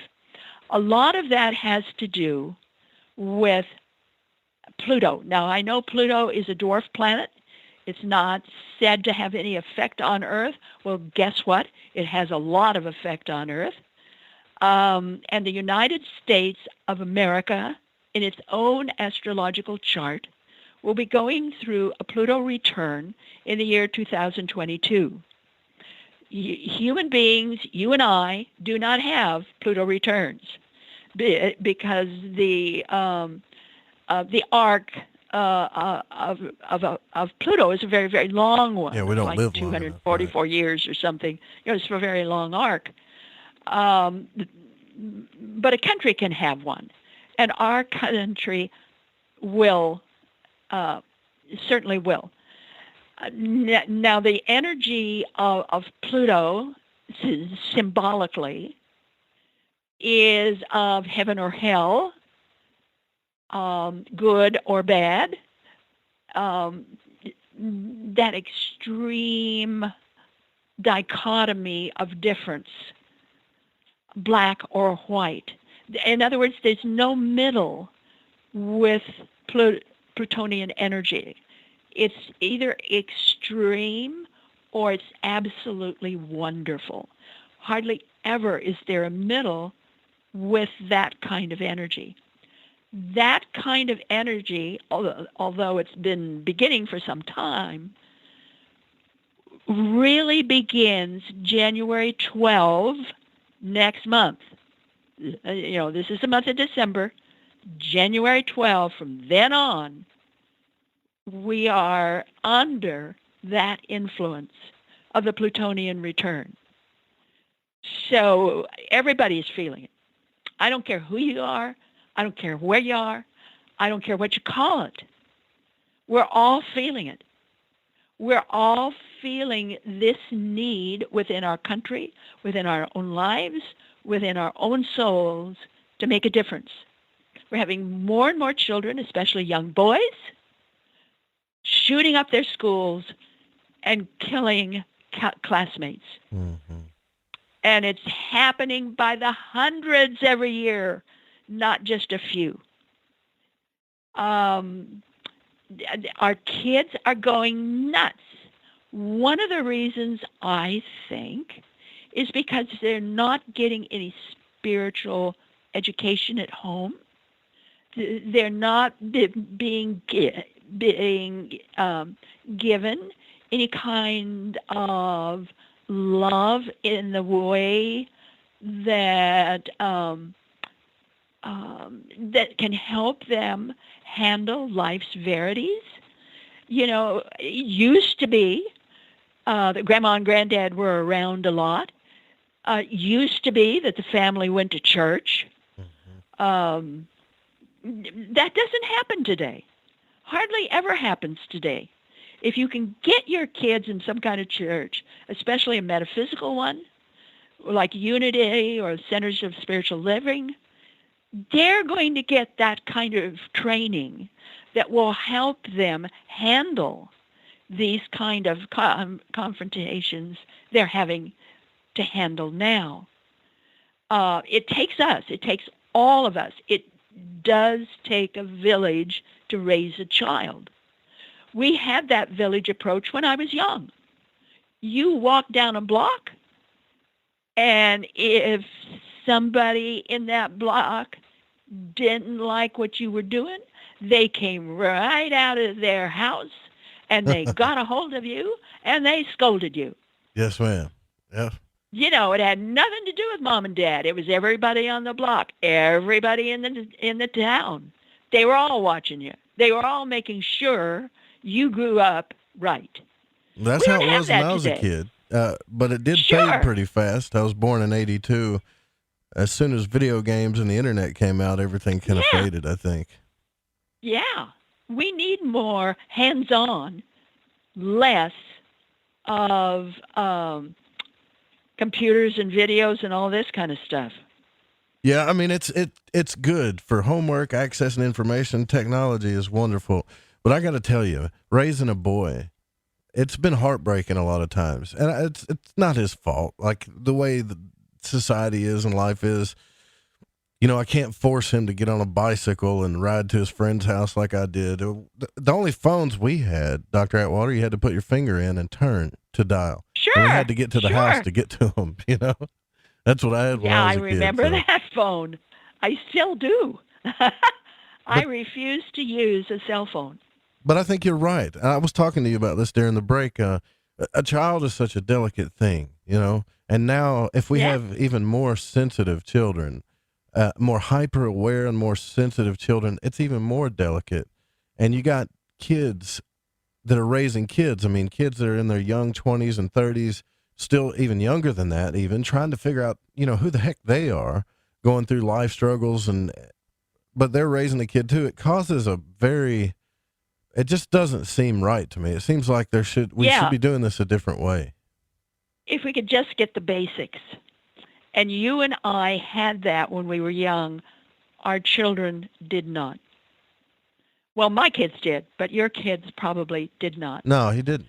He didn't. And you've got to have the basics. You've got to have some kind of spiritual training. I don't care what kind of church you put your kids in, or meditation group, or spiritual group. They need that kind of training. You know, a Unity Church really isn't a bad idea. I've checked out. Oh, it's wonderful. The Unity Church here in Little Rock. I've went to their website and looked at kind of how they do things, and it's pretty cool. I'll be honest with you. You get that same feeling of family, and, you know, we're going to, I guess, charge up our spiritual batteries and, you know, have fellowship with friends and family, and just have that like once a week. I know people are like, go to church, blah, you know, especially in our community, but it really does. And they have activities for kids. Yeah. Yeah. Absolutely. Yeah, I totally agree with you on that. You know, there's some statements in here too, about your work and your research, turning magic and spirituality, like longing to go back, turning to magic and spirituality, growing up feeling that they're not from this planet, prone to suicide, PTSD, abuse, and difficulty with relating to others. This is not going to get,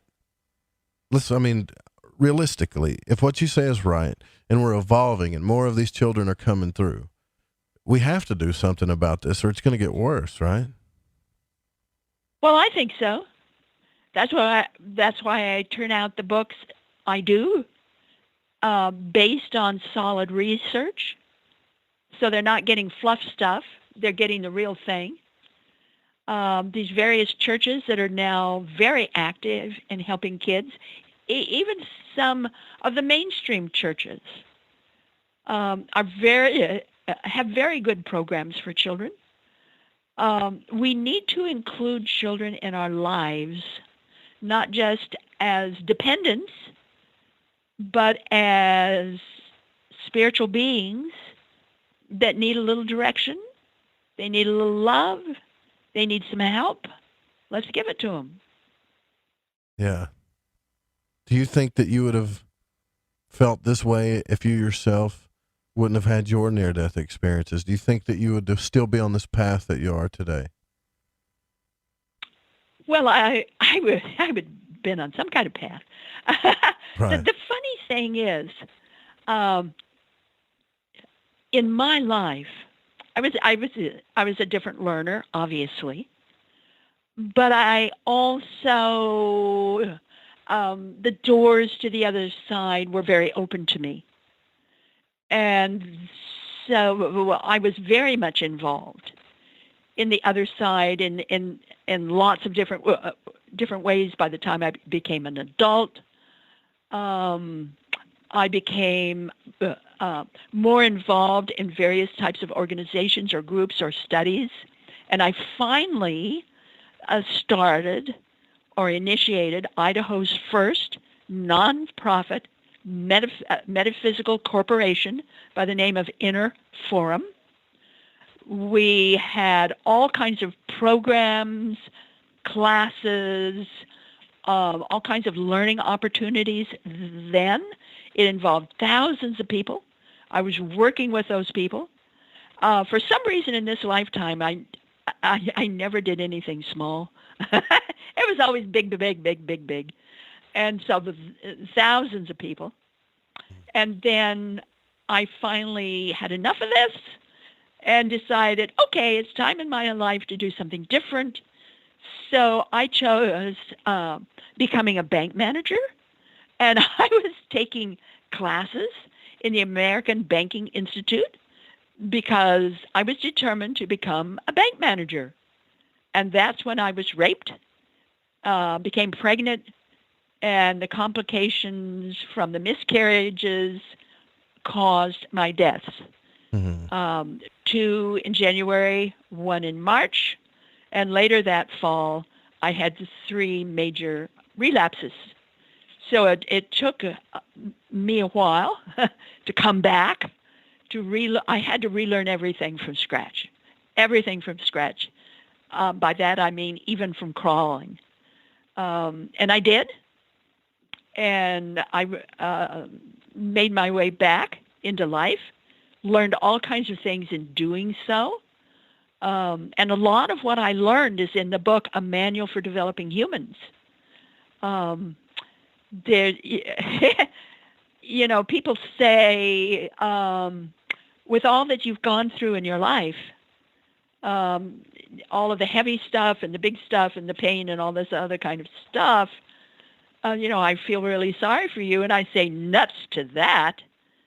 Look at all of this and say,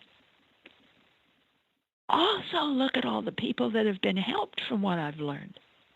I went through a lot of stuff, but millions of people, and that's no exaggeration, millions of people have been helped because of what I went through and what I did about it. You can't say, woe is me. You have to look at what you can do about that. Right. I'm fully convinced that we are all co-creators with the Creator. That's why we're here. Wow. We're here to learn the new curriculum, and in doing that, we get the power and the understanding and the patience to understand who we really are and do something about it. I couldn't agree with you more on that, Dr. Atwater. It's just listening to the messages like right now. I believe there's lots of people listening right now that are hearing this message, and whether you're young or you were born past 1982 or you have children yourself, I know if I'm feeling what she's saying right now, then some of you are too. That we get caught up in I guess what you call it, Doc, the material world so much that we forget that we've got children right there next to us sometimes that have souls and spirits, and they need nurturing, and now they're more sensitive than ever. And nurture ourselves. Mm-hmm. We have a soul. And we're here to do something about it. About this. We're not here by accident. Nobody is here by accident. I don't care how convoluted their life is or how many problems they have, how much pain they have, how many mix-ups. We're all here for a reason, either to help someone else or to help ourselves learn who we really are and act accordingly.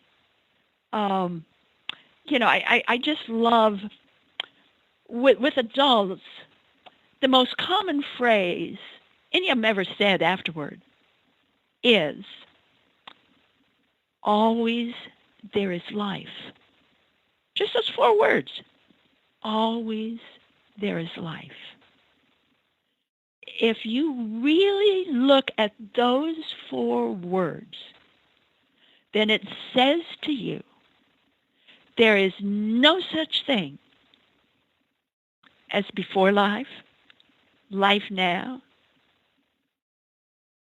or the hereafter. There's just life. It says always there is life. There is not a time when there is not life. Always there is life. I don't care what level you're on. I don't care what you believe. I don't care what you've done or not done. You are still alive. Alive with that spirit of the God force, the fullness of the universe inside of you. You always had that before you were born. You have it now. You're going to have it after you die. Wow. That fullness of the Creator is in you right now.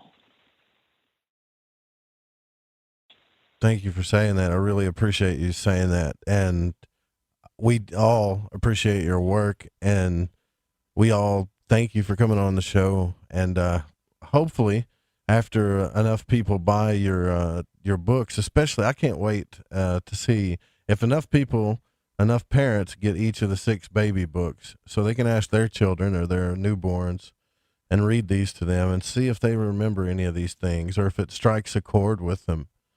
That would be really cool to find out what happens. And I hope that, I don't know, just we got your back here, Dr. Atwater, and if you need anything from us, let us know, because I think you're doing some really, really good work. I really do.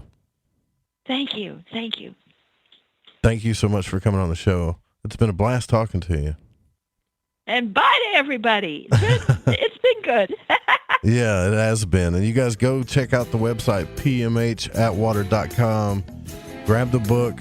If you're a parent or a parent of a newborn, or you got some toddlers, grab the other books too that go along with Forever Angels is the book. We'll be right back with Reverend Dan Lopez. Stay with us.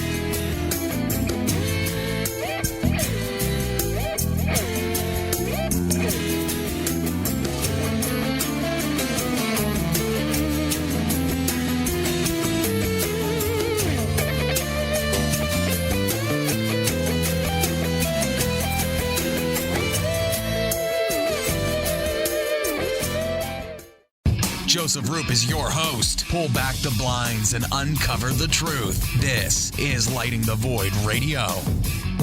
You're listening to The Fringe FM.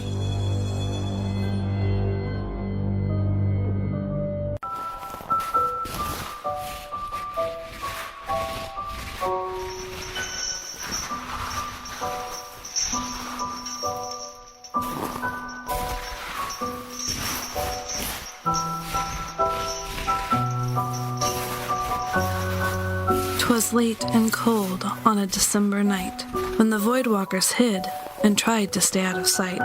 For a beast roamed the land, looking for heads, ready to snatch them right out of their beds. Covered in hair from his horns to his hooves, preying on the bad and leaving the good.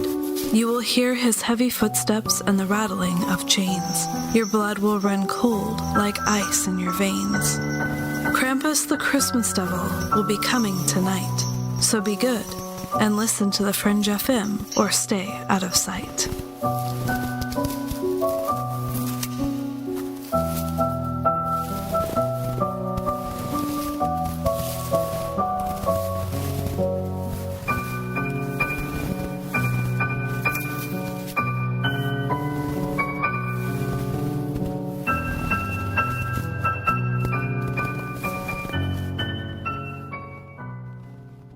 Somewhere between abnormal and paranormal, there's a show called Into the Paranormal. I'm Jeremy Scott. Hear me live Saturdays at 6 p.m. Pacific, 9 Eastern on the Fringe FM. Hey, I'm J.M. DeBoard, and when I want to talk about dreams, I look up my man Joe Root and his show, Lighting the Void.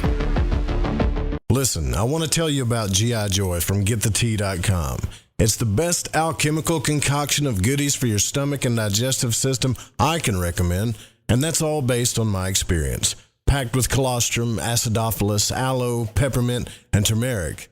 If you do your own research, then you know this is the bee's knees for the stomach and digestion. Now, due to Big Brother's ears and the eye in the sky, you know I can't go into the details about what it helped me with. All I can say is I got relief.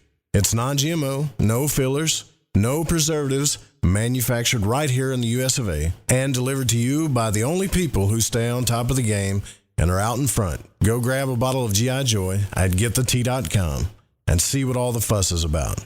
Again, that's GetTheT.com. You can tug all day long on a carpet that's been glued to the floor. Then you hurt. There are many strong glues out there. Let's see, there's liquid nails and Gorilla Glue. You ever try to remove 3M 5200? That adhesive is strong. Then there's bathroom caulk, silicone rubber, adhesive tape, super glue, flex tape, and stickers. Graffiti. Scientists have come up with glues that stay stuck and can't be removed. Until now. Until Handyman Formula by DeBond. That's right. 95% of adhesives become unstuck when you spray Handyman Formula directly on them. Just spray, wait a few minutes, and remove. It's amazing. Most adhesives become unstuck when you use Handyman Formula. Visit DeBondCorporation.com or MCMaster.com. Call 561-575-4200. This stuff really works. Handyman Formula by DeBond, a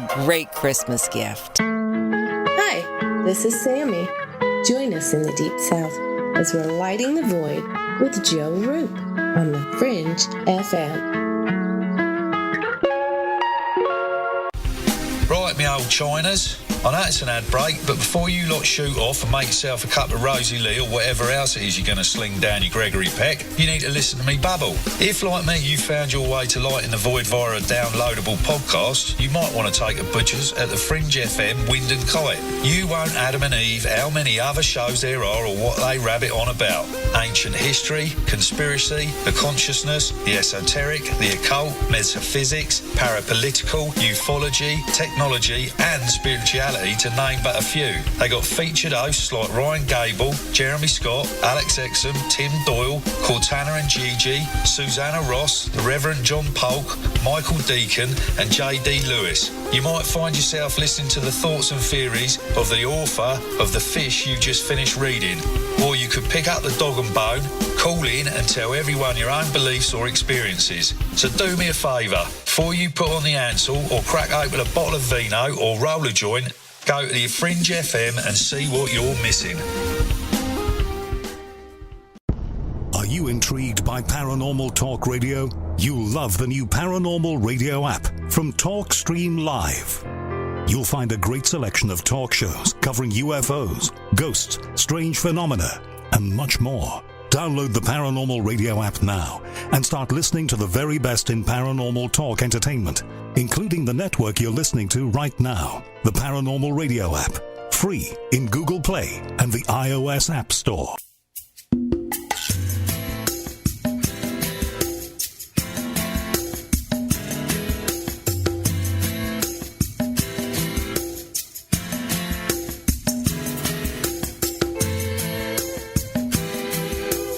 When you think you have to eat hungry. Dan Lopez telling me when I was telling him how hungry I was, he said you should eat when you're hungry. That was probably one of the coolest guests I've ever had on the show, Dan. I mean, she's it's hard to explain. Like, nice is not the word. Energetic's not the word. It's hard. It's inspiring, maybe. Is that the word? I don't know what the word would be for her, but that was one of the coolest shows I've ever done as far as having guests on, you know. And I thought she was a spitfire. Spitfire. Yeah. That's a good word. Yeah, because she's not afraid to say it. And see, that's what I like about the more elderly folk, is they're not afraid, man. Like I could hang out with people like her all day long, especially as intelligent as she is and as much research as she's done. Is they're not going to back down on what they believe and what they feel. And I could talk to him for hours. I could talk to her for hours about this stuff. And I brought this up to her, and I want to bring this up to you. Neil Donald Walsh wrote a book, Conversations with God. I'm sure everybody's heard about it. I'm sure everybody knows that book for the most part.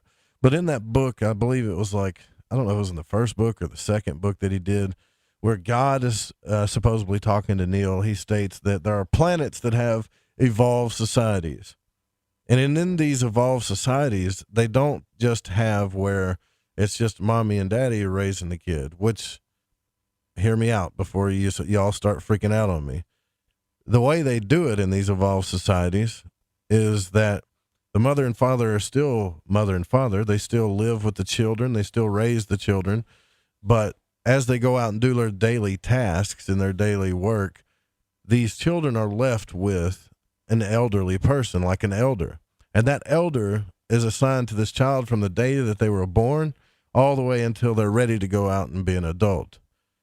And it makes me think about all of the people that I've seen that were raised by, and I could be wrong about this, but just elderly folks. Like in my family, I'll give you an example. I don't want to get too personal here, but I'll give you an example because it's the best one I know. So on my mom's side of the family, we've had some struggles, right? With my mother and my aunts and stuff. So my grandmother had to take on a lot of responsibilities. She just did. And she ended up adopting some of the children in the family because, you know, the mothers are young, they get a little wild and crazy, and, you know, sometimes the grandparents step in and they do what they got to do.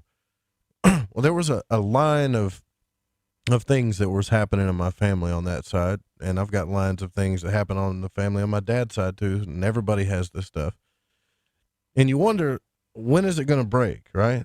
Now, it could be violence, it could be abuse, it could be drugs, it could be anything. But you wonder when it's going to break. And I've seen this not just with my family, but others too.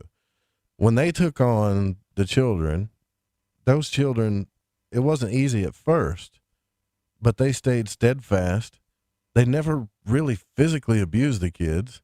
Never, you know. I just can't explain it, how they raised the children differently. It was something different that they did that seemed to break that line of bad stuff. Now, I've seen this in other families too. I've seen other kids that were raised by elderly folks, and it makes me wonder, like, is that real or would that work? Instead of putting our elderly in like nursing homes or saying, well, I hope your retirement's good, or sending you off and hope everything works out for you and we'll come see you every now and then and maybe Thanksgiving or Christmas. I mean, these people have more life experience, and we owe our respect to them more than anything because they've been through so much hell and crap. They have so much experience to offer a child. Why are we not doing that? You know, I mean, would that be a bad idea? I know it sounds super progressive and super whatever, but I think about that sometimes. Dan, what do you think? I think it depends on the elder that you're going to leave them in there. Well, sure. Yeah. You're not going to go out and find like, you know, Dan, my father, Uncle Dan, the mute, that's an asshole to all the kids and stuff, and say, there's just a sign. I'm just saying, you pick them. No, you can have the I parents pick them, you know. Listen, mine was born, my last one was born on my 40th. So I was already on an age, right? So, she's coming up, and now she's in her teens, and I'm already in my 50s. And so I see her, and I see her interact with her friends, and she's a lot more grounded than the kids around her, even around the girls around her. She don't take no guff, you know. She doesn't deal with all the typical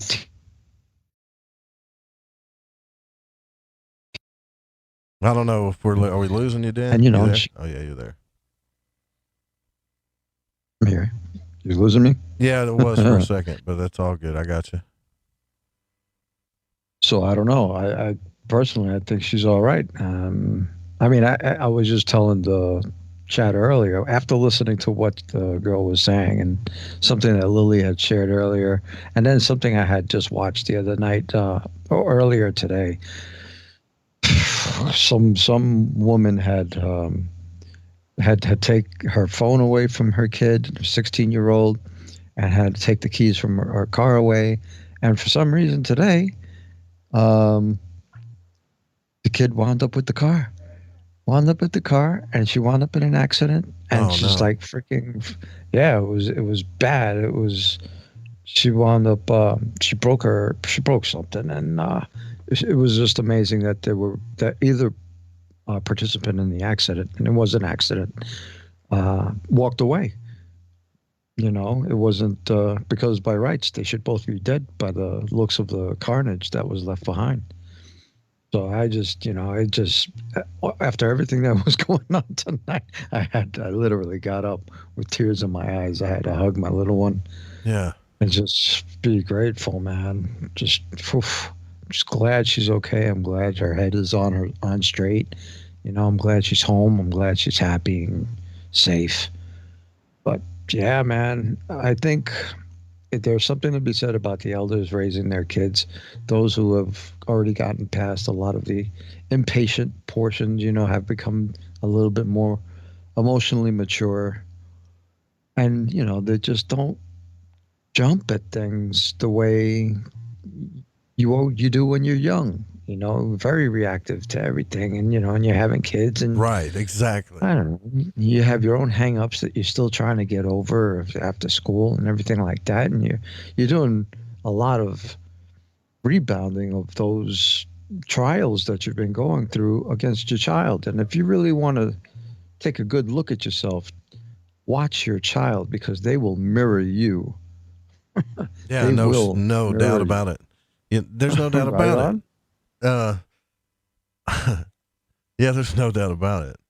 I remember that, like, first time Corbin was riding in the truck with me, it was, or one of the first times he was riding in the truck, we were going to Fordyce, to visit my cousin, and I was just acting silly, and we had a bunch of laundry in the truck, and I put my underwear on my head and was headbanging, right? And he's like 2 years old, maybe 3.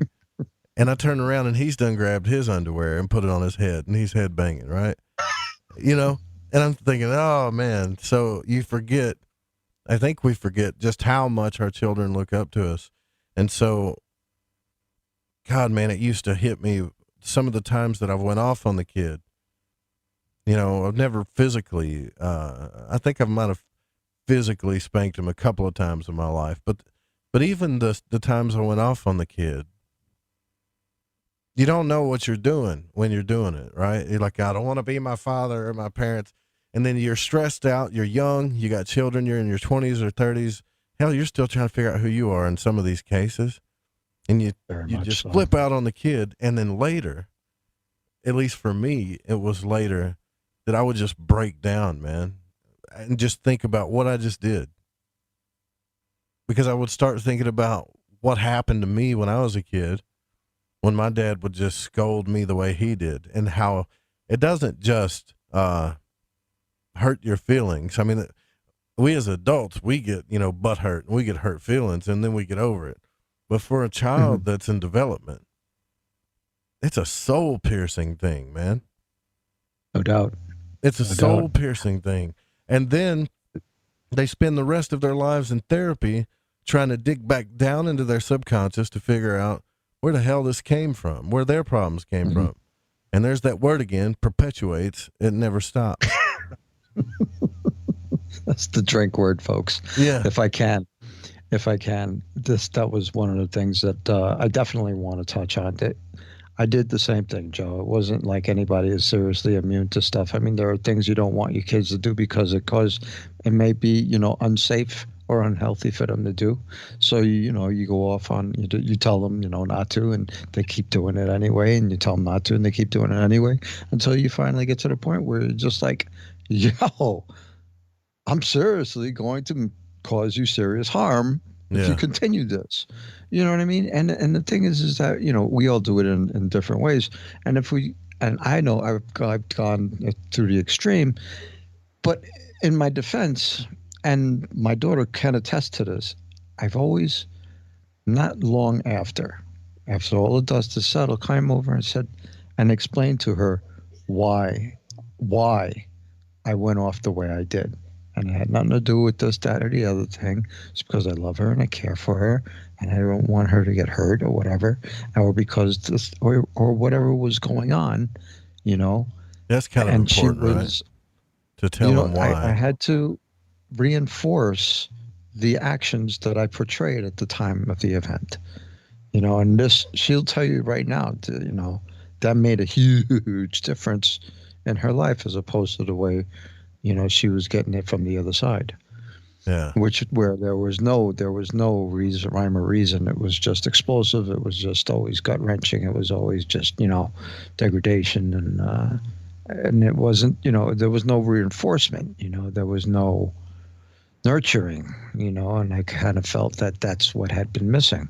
So I always, fortunately, when I got clean, I kind of came up with the mantra, I got to be the one who stops the vicious cycle, because I grew up, all my family were all alcoholics and stuff like that, violent alcoholics.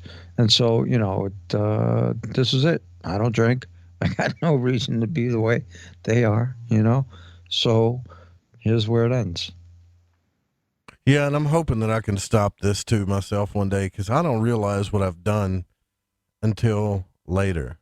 That's when I realize what I've done. Out. And I'm like, Jesus, man. And if she's right, let's just say she's right about this, and every person that was born from 1982 and on probably has some of these traits. We're talking about kids that are more intuitive, a little bit more psychic, a little bit more PTSD in a lot of ways. A lot of these are adults, like some of them are my age or younger.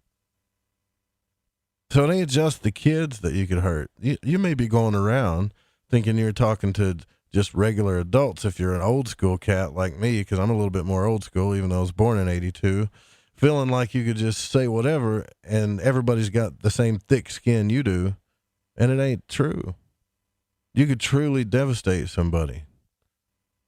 Now let's take a person like that has children, and then take a person like that maybe's had children that's been in an abusive relationship with children, and this is happening by the millions across the country.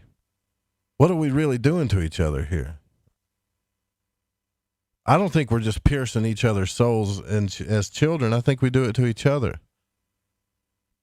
And a lot of times the older generation just doesn't understand it because, it seems a little bit too sensitive or too, I don't know. Yeah, that's a good word, just too sensitive. And yet, the more people I talk to, the more people that message me are dealing with some dark stuff, man. Mm-hmm. These are people my age, teenagers even, and they're just, I'm thinking, Dan, I'm like, what, am I just drawing hurt people to this show? Is that good? Is that bad? I had a really big thought about this. And if that's the case, if we're drawing people that are hurt to this show, and you feel like you're empowered or you're trying to figure out who you are, then that's great. But now I'm also worried about stuff that I say that's coming across wrong to this type of generation. And I'm not this ultra sensitive kind of guy, You know what I mean? Like, I'm just, yes. I put up memes on Facebook. It's like, my feelings are, stronger than your coffee, so get over it. Stuff like that. And it's all funny, but I don't know. I don't want to mess up anybody's soul, right? So. Oh, yeah. Well, I've said that long ago. I mean, we talked about this a long time ago when we were talking about when I was running my show. I constantly had to question whether my words were going to be the words that needed to be heard at the time. Yeah. Because just because I'm going through stuff or just because I experienced something and it triggered a memory or something like that, and I was able to tell a story in regards to it and whatever, and it sent me on a rant. Still, all the while, I'm still trying to maintain that, I'm saying what needs to be heard and not just pumping myself up or sitting on some soapbox or something like that. It's just,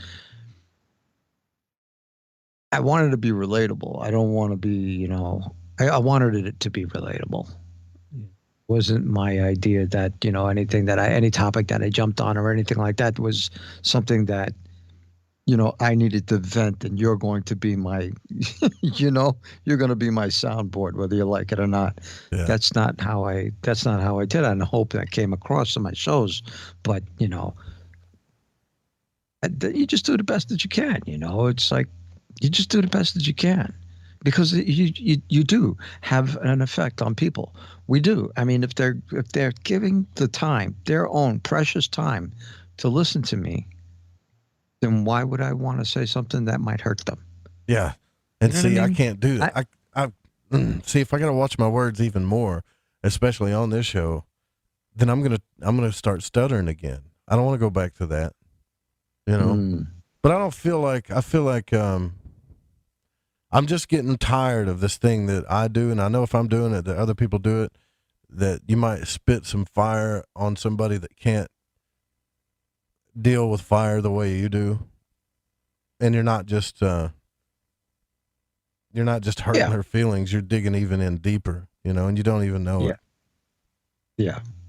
And I don't want to go through that life review, which we were talking about earlier this week, where they're like, well, Joe, let's sit down here and you're going to feel everything that you've ever done to somebody, you know?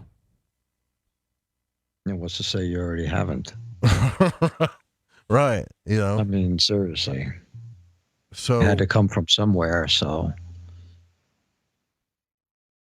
I mean, eventually, if these you think about it, it had to come from somewhere. If you're repeating it, yeah, it's a family thing, I think. I think it's the growing up thing. Yeah, you could be. You know, it was so funny that she was talking about that, where times were different and stuff like that. And there was a time where, you know, my parents, they took my aunt's daughter, and we raised her for a little bit, and then they went back, and, you know, she got another husband, and my cousin went back, and this was normal. This was normal among families, you know. This is what you did when you're family. You just do, you know. And it was so interesting because it just happened with my 5 years ago. My daughter's son, she was in a very bad way and felt incapable of raising him, and thought it would be best that if she didn't raise him. So she put it out there, and my sister and her husband were having a hellacious time trying to have a child. And so she put it out there. I passed along the message, and now I'm Uncle Grandpa. Yeah. You know, and everything is fine. They even made a book, you know, that explained all of it in as simple terms as possible, you know, and it's a picture book, you know, and they made it just for him. And he has that now. You know, it's not like this big secret, like you don't know where you came from. You know, that this question is going to come up later in your life. You know, why mommy this? Why mommy that? You know, who's my daddy? Da, da, da, da. This is what happened, and here you are now. And nobody's saying that you can't go back and see them, because they come by and they visit. And then, you know, it's not a huge family secret. And that's probably going on in a lot more places than you think, you know. I would imagine. I mean, it's everywhere, right? Because it's not something that is readily said, you know. It's like taboo in some places. You know, you don't talk about stuff like that, and you know. I don't know, man. It's just talking to her just got me really thinking about that stuff. I started having like flashbacks, man, of some of the things that I said to my kid and some of the things that my pop said to me when I was younger. And it's like, don't worry about it. There's a story where this young boy was saying to his dad, he looked across the street, saw the girl across the street. He was like, "Dad, she looks good. I think I would like to be up with her." And his dad turned around and said, "Nah, you don't want to do that, son. That's your sister." This goes on three or four more times, you know, and he's terrible. Like, "Oh, this is crazy." He goes to mom. He goes, "Mom, every time I say something to dad about this girl or that girl, he says, 'That's your sister.'" His mom turns around and says, "Don't worry, son, that's not your dad." Oh, see, now you don't want there too. Are you not making that joke because I'm from Arkansas, are you? Is that why you're doing that? I get that all the time. It's okay. Dude, I'm sure it does not. That's Arkansas isn't the only place their cousins marry, trust me. Should have seen all the crap Clyde was giving me when I went to Oregon. He's talking about how we're all flat-footed and love our cousins and stuff. You know, Amen. We're not all flat-footed. We got curves in our feet. Some of us. Do you? But yeah. Anyways, I don't know what to say. We gotta go to break. Threw me off, man. And on that note, yeah, I want to talk a little bit about some of the stains that we leave on our children too. With actually on this is a holiday, believe it or not, a holiday that is called Krampus night. Krampus night. And so we're going to talk about that. And if some of you guys have wondered why we've been playing that Krampus promo, just to give you a little scary history, because Christmas isn't as jolly as a lot of people think. It can be just as scary as October. Believe it or not. Not to knock the wind out of Christmas spirit, it was just to let you know. A little Scrooged up. We'll be right back. Yeah.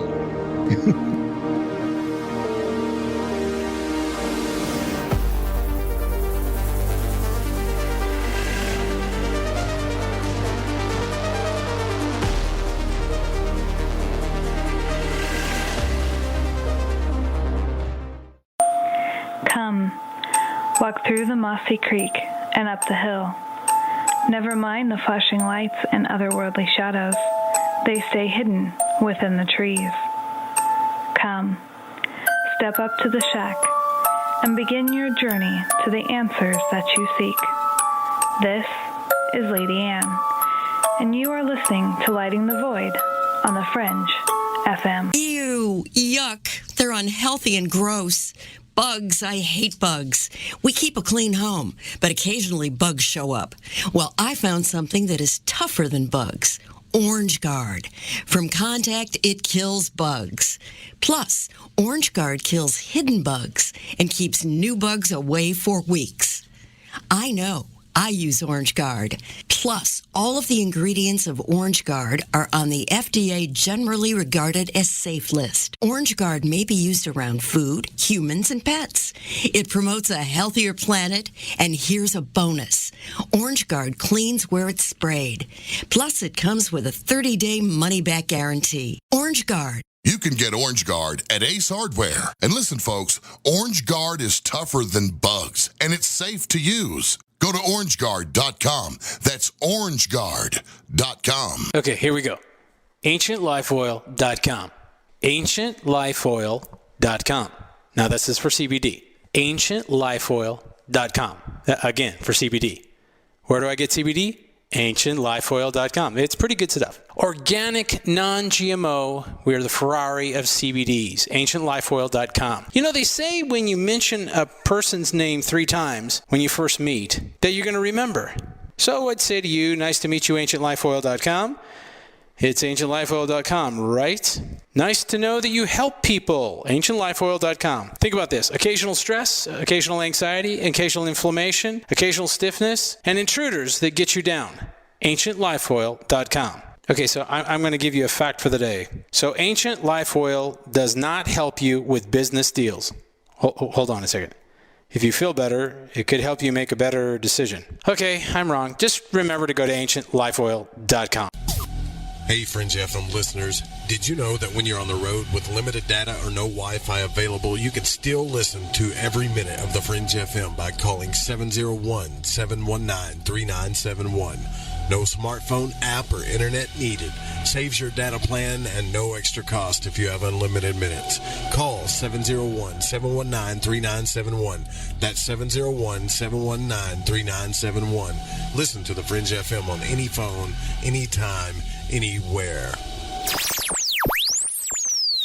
Introducing Shadow Light Tarot from Waking Canvas, the Fringe FM's new contributing artist, Eric Tesey. This hand-illustrated black and white self-published deck serves as a reinvention of the tarot, never before witnessed. Each of the several suits of this 88-card deck lineup form an infinite panoramic scene. Even the included visual companion guidebook is entirely hand-illustrated, cover to cover, with beautiful visuals and esoteric symbols and artwork. The newly released deck comes in a custom magnetic box with its own travel pouch. The Shadow Light Tarot Premium Deck and its travel travel-sized mini deck Wonderlight Tarot are both available now from wakingcanvas.com. If you use the code word FRINGE, that's FRINGE at checkout, you'll receive an extra 10% off your entire order. To discover more, including a free reading and time lapses of all the illustrated artwork, make your way over to wakingcanvas.com today. That's wakingcanvas.com.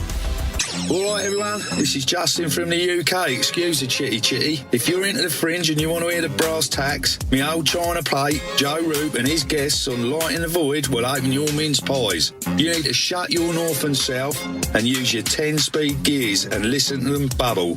You could hear a Barry Crocker, no Brussel, but he ain't no holy friar. Anyway, you be the Barnaby Rudge and take a butcher's.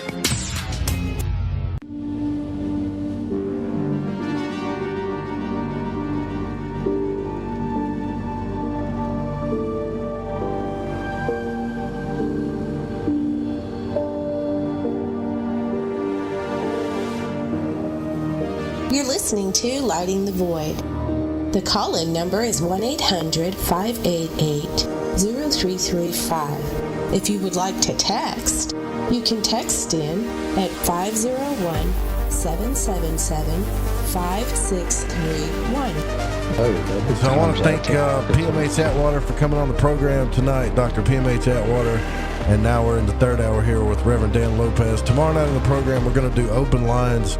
And we're going to talk all about the holidays and how a lot of spooky things actually do happen during December, just as much as October. We're kicking it off kind of like right now with a little bit about Krampus.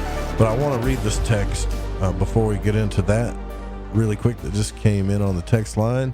And if you want to call in, it's 1-800-588-0335. I hope more of you call tomorrow night. I'm sure you will, though. Now, this is from the text line. It says, me being totally honest here, the paranormal culture is home base for broken and disenfranchised people. However, we have a worth as well, and the way they are poisoning the food and water these days, our numbers are growing exponentially. I do appreciate you running this forum on a daily basis and giving us a gathering place. Do you believe that, Dan? Do you think the paranormal and this, like, well, I kind of look at it as fringe or eclectic, not so much paranormal, but do you think that that's where a lot of broken people come to, these places, these channels and streams on YouTube and radio and stuff? Dan? Yeah. Oh, are you there? Lost Dan. Well, yeah, I'm probably the wrong person to ask, considering that I came. I think you're the right person to ask.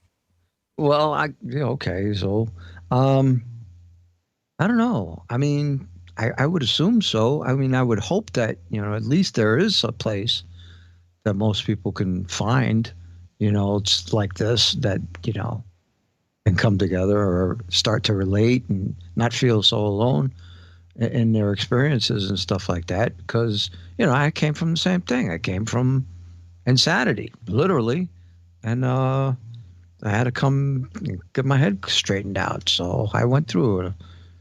Spiritual, non-religious freaking, group and stuff like that, several of them.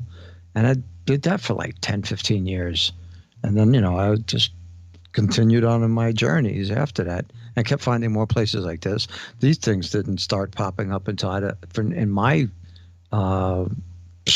bubble until the 2000s. So, but I had been seeking out all kinds of crazy stuff since 1986. So, yeah. Yeah. I can say this. That's kind of why I created the show, because I got tired of seeking. I was like, what if I just talked, and eventually enough people that started shaking their head going, yeah, and they want to talk about that too. We'll all find each other. It took a few years, but we're getting there, Right on. Hell of a lot more void walkers now. Yeah, well, that's why I had created Spiritual Warrior Today, was because, it was like, I got to the point where it was like, all right, everybody, they don't call God anymore. They call them the higher power or source or whatever. And so, because people had a hang up on it. And after that, it was just like, okay, so I had questions about it, because we cover only so much. But when I had questions about other things, like exorcisms and stuff like that. Nobody had and ghosts and stuff like that, and things that move about and everything. Like, what the heck is going on here? And I need to know more. So nobody in the rooms really had that kind of.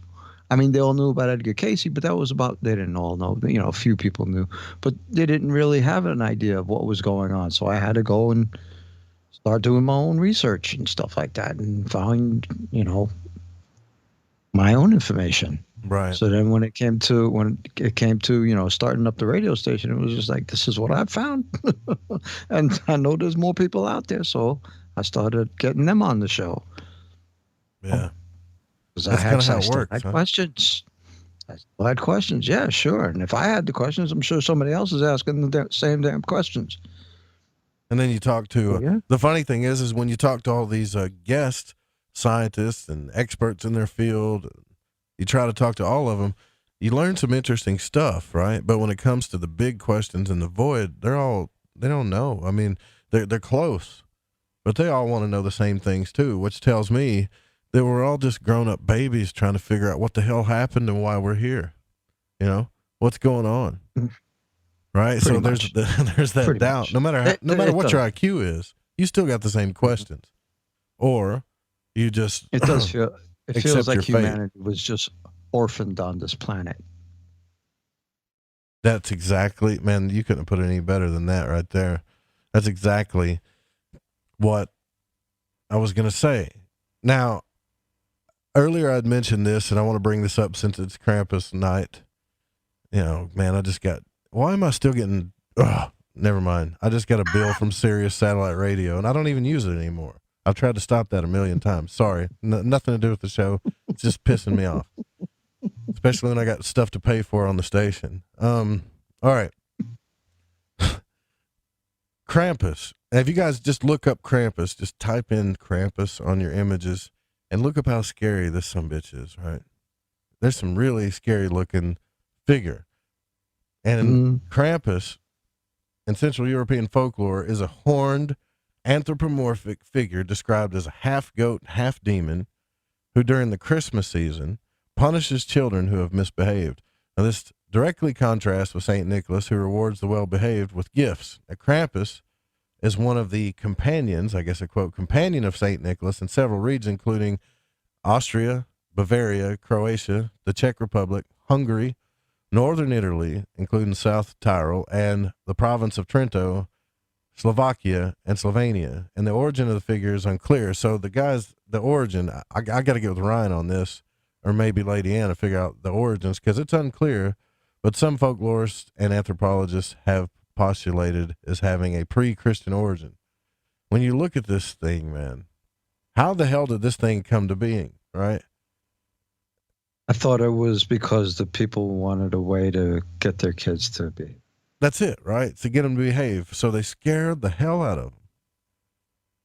How many kids do you think that Krampus damaged, or the idea of Krampus damaged them as a children? If you look at like pictures of this thing, I remember being a kid and some of the stuff that scared me, Krampus would scare the hell out of me. So instead of saying, there's a Santa Claus who's going to give you gifts if you're good, and not gifts, or maybe you get a bag of switches or something if you're bad, they gave him this thing. There was no reward. It was kind of like, well, you be good or else you're going to get the Krampus. No, if it was a get the Krampus, I thought Krampus got in you. Some, they literally took you away. Yeah. They kidnap you, right? So think about telling your little stick kid you in a that, sack. man. Like Stick you in a sack. Here's a picture of this horned god, and if you don't straighten your act up during this night, he's going to come along and he's going to snatch you up, and we ain't going to know where you are. Mm-hmm. What the hell kind of damage does that do to kids? I think this has got to be from pagan stuff, right? Because there's some phallic significance here. It may have a connection with initiation rites of certain witch covens, rites which entailed binding and scourging as a form of mock death. But the chains that Krampus drags, we played this a few times tonight, could have been introduced in a Christian attempt to bind the devil. But again, they could be a remnant of pagan initiation rites. Now, I'm getting all this from Wikipedia, which, by the way, Wikipedia is asking for money again. This is how they're saying it. It's a little awkward, so we'll get straight to the point. This Friday, we humbly ask you to defend Wikipedia's independence. 98% of our readers don't give. They simply look the other way, and we depend on donations averaging $16.36 from the exceptional reader. Well, the problem with Wikipedia is I don't think it's become a valid source of information anymore, because I can go on here and just submit something, and I don't even think they check it anymore. Like, not the way they used to. Not the way they used to. Yeah, so people are just starting to get a little upset with it. But I want to get into this a little bit more tomorrow night. But the main reason why I bring it up tonight is because, well, it's Krampus night, so I hope all your children have been good. And secondly, we've been staining kids since the beginning of time with stuff like this, man. Not just what we do, but all of our myths and folklores and stuff that we do. So thank God for Santa Claus, the Tooth Fairy, and the Bunny Rabbit. But can you imagine being let's just say 5 years old? I mean, I was hugging my teddy bear watching stuff move around in the room then. If my dad showed me and said, here, look at this horned god. He's going to come get you tomorrow night. Kids take that stuff seriously, man. Yeah. There was my old man, one time, me and my brother were goofing off, and it was time for bed, and we couldn't stop. I mean, literally, we were just laughing so hard. And we couldn't stop, and we really needed to be sleeping. So he gets us up out of bed, has us face the wall on our knees, tells us to be completely and absolutely still, and if he sees us move, he was going to kill us. What? Now, I had to be about 10, 11, and Dad was God, as far as I was concerned. This is the almighty figure right here. So if he says he's going to kill me, he's going to kill me. And I knew I couldn't hold it together. I freaking passed out. I stared as long as I freaking could until the tears were running down my face. I looked at my brother and I said, I love you. And that was it. Poof. That's intense, bro. So when it comes to Krampus, I might consider it. Let him take me. It's got to be better than this, right? The Night Stalker said Clyde had a show about it tonight. Yeah, I'm sure he did. I bet Ryan might do something about it too. I'm not sure. He said, the Night Stalker says, I think it connects to the veil getting thin at the solstice, and all paranormal activity could be personified into two characters, one jolly and one evil. Yeah, but I think we need to look at the dates of when this stuff actually came about, too. Like, why would you choose, I'm just wondering, pagan, Christian, doesn't matter to me, but why would you choose to say, we're not going to celebrate Christmas, we're going to celebrate Krampus, and Krampus Nacht. How do you pronounce that? That's what's tonight. The Feast of St. Nicholas is celebrated in parts of Europe on the 6th of December, on preceding evening of December 5th, which is tonight, unless you're where I am, and then it's December the 6th. Krampus night or Krampus Nacht. The wicked hairy devil appears on the street, sometimes accompanying St. Nicholas and sometimes on his own. He visits homes and businesses. The saint usually appears in the Eastern Rite vestments of a bishop, and he carries a golden ceremonial staff, unlike North American versions of Santa Claus. And in these celebrations, St. Nicholas concerns himself only with the good children, while Krampus is responsible for the bad. Nicholas dispenses gifts, while Krampus supplies coal and rotten bundles. And I'm telling you, if you looked at some of these pictures, I wouldn't show my 12-year-old some of these pictures. They're scary as hell. Like, here's one where Krampus is completely black. He's got like a cloven hoof. I'm going to drop this in the Fringe FM chat, I think, if I can. Would you show this picture to your kids to try to straighten them up? I wouldn't. That would damage. It depends on the kids now. Some kids can take this kind of stuff. But me, nah. I was a wuss when I was little. You don't want to show that stuff. Krampus greeting cards. So anyways, this is kind of like the first year we're going to talk about it and probably get into some deep esoteric stuff about it tomorrow night. But if you're a child and you happen to be listening to the show, I honestly don't think Krampus is going to come get you, but you never know. You might want to sleep close to your parents tonight, right? You might. You might, Rabbit. You might. Maybe. I don't know. Because I've seen some weird stuff when I was a kid. All right, so we're going to do a share your experience from the Fringe FM chat too, and this one's from Laura in Vegas, in the Vegas area. And she said, I woke up. Oh, this is pretty intense. I almost had an out-of-body experience. I was dreaming I was arguing with someone, and they said something offensive, so I slapped them. Good on you. But then immediately after, I heard a loud clap on my right ear. I don't know why, but instantly I fight back by shielding myself with a cross light, like in the lesser banishing ritual, the pentagram, and sending an energy wave to strike back. But the sound of the clap, it woke me up. But when I tried to move, I couldn't. I realized I was experiencing sleep paralysis and told myself I was okay, just to relax. I then felt my body vibrating. At the same time, I heard a loud sound. The only way I could think to describe the sound is if you've ever truly listened to silence, it's that sound. I've heard other people call it the sound of the universe. Well, I focused on it, and I kept intensifying it, and I told myself that I was ready. In other words, she was ready to go out of body. Been there before, right? I was so ready this time. For the first time, I was not scared anymore. I wanted this. But then Tuffy, who's my dog, decides he's uncomfortable and moves, breaks my focus. I try to hold on, but the moment was gone. Ugh. That's all it takes. So here's some advice for you if you're going to try to do some out-of-body stuff. One, that's pretty good advice. Get the dog and cat out of the room. But Robert Monroe says this too, like, don't go to bed. Don't try it when you're hungry. Of course, don't overeat. You know, we know why you don't want to do that. Make sure that, you know, you've been to the bathroom and all that stuff, because you're going to have to get as comfortable as you possibly can to do this operation or have an out-of-body experience.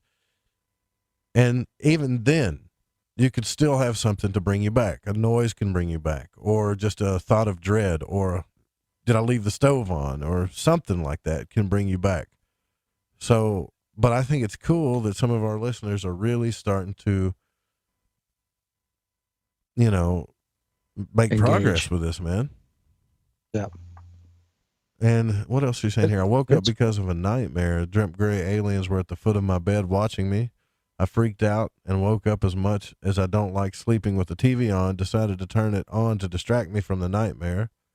The channel was on Adult Swim, and the first thing out of the weird cartoon that was on was Now, Billy, we don't want any foul odors because it attracts Satan.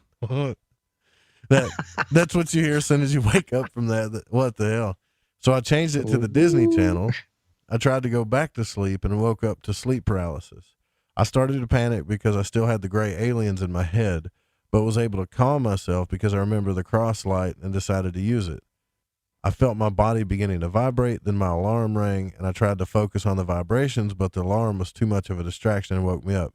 I'm still getting closer to having an OBE. I can feel it. Yes, you are.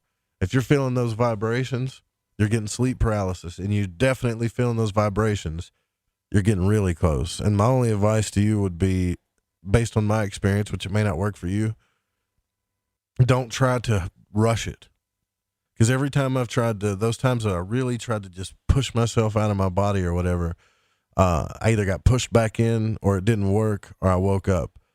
The one time, that one big experience that when it really happened for me was when the vibrations started. I just laid there and I relaxed and I let the vibrations, and it felt like they were going from head to toe, back from toe to head, kind of like it was a tuning fork. And I let it happen like 5 or 6 times. And when the vibrations started to fade, which that's what they did for me, the intensity of them started to fade, then I slowly kind of eked my way up, right? Some people use the rollout method, but it felt so real that I still thought that I messed it up. Like, I was like, well, it didn't work. And then you turn around and you see yourself drooling, and that's when you know you're out, or snoring, or whatever. And then you can go fly around and tell us how you did it. She said, also now as I'm writing this, I also remember hearing a loud noise, then a conversation from other people or beings before the sleep paralysis. Oh, man, I want to talk about that too. Has that ever happened to you where you hear a bunch of voices as you're going in that hypnagogia state? Mm-hmm. That's some creepy stuff, man. creepy stuff. What do you say? Go ahead. I don't know if I can. You can do it. I don't know if I can even touch on it. I mean, it's. You know what it reminded me of? Remember when you had that you showed that video of that guy who was doing the caves and and he had the flashlight and he's just doing a thing for the flashlight or whatever. The creepy mind sound. That noise of voices and stuff like that. That's what it was like. I mean, I've had that even with the fan going. There's nobody here, Joe. I mean, there's nobody here. This is like one of those. No. I mean, like in the physical, there's nobody here. Yeah, I got you. Yeah. And usually when the ambient noise of the fan is going, all of a sudden I'm hearing conversations. And it's not just like one voice. There's a couple of voices going on, but I got no neighbors. None of the neighbors are up during the time unless it's the holidays. And it's the freakiest thing. The only time it happens to me is when I get sick and I take like NyQuil or something. Okay. Like, I've done it a few times when I've gotten so sick, how you just want to knock yourself out. You're so sick. And you take the NyQuil, and if you fight the sleep, you'll get in that state of hypnagogia. And as I was trying to fight it, because I'm falling asleep and it's so intense, I'm not going to come back out. I'm waking up. Right. And I hear that like in that movie. Oh man, what was that movie that we watched when those demons were around? A Dark Song. That's exactly what it sounded like. Just a bunch of just voices and growling. And I'm like, holy hell, where am I going? Because I can't stop.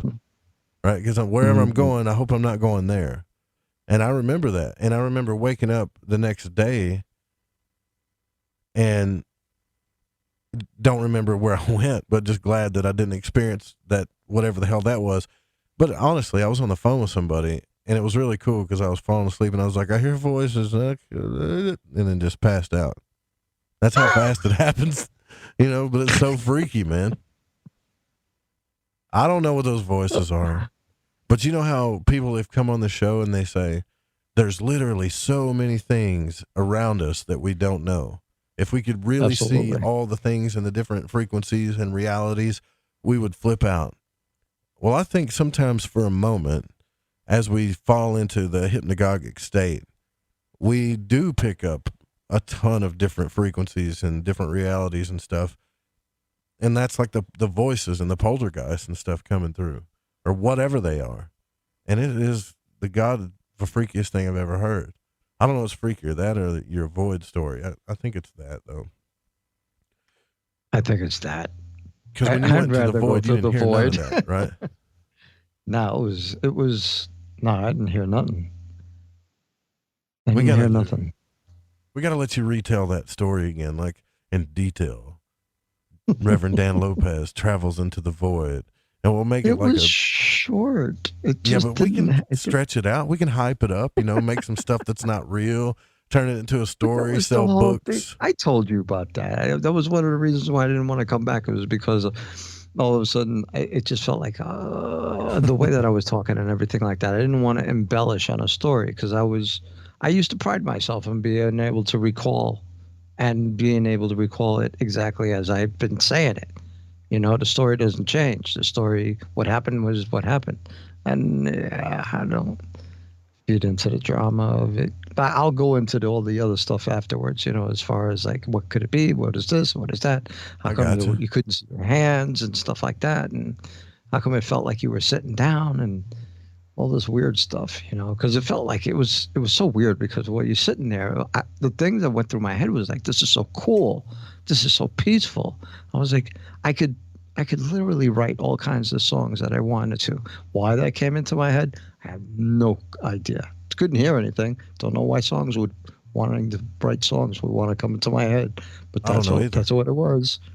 And then all of a sudden I hear that. That's so trippy. We'll tell it again. But tomorrow night, I hope to hear all your voices. So chime in. I'll think of some type of title to go along with Krampus, so you'll want to call in so we can hear from you as well. because it's open lines tomorrow night. I want to thank Dr. Atwater for coming on the show to talk about her new book and the near-death experience. And it's been a fun night. Please, though, please, if you can, donate to the show, because we're at that time of the month where the big fancy phone system wants their money, and so do the servers and all that stuff. So if you can do it, do it. If you can't, or you want to get some swag instead, that'll give us about $5 in donations. So do that as well. That really helps us. Plus, it helps us with advertising the show too and stuff. And please don't copy the show without written permission. The music was by Chronox, the main music. The guitar is by Bundy. Big shout out to Pacho, Don, Eric Markham, Jeremy Scott, Reverend Dan Lopez, Lady Ann, Dennis, all of y'all in the Fringe FM chat tonight. Thanks for hanging out with us. We'll see you guys tomorrow night for open lines. Good times. Good night.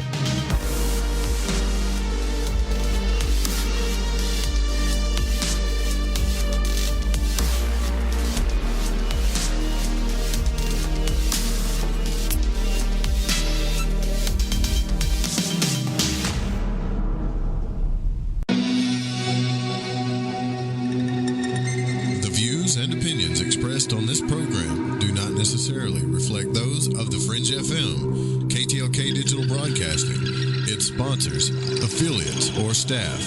Listener discretion is advised.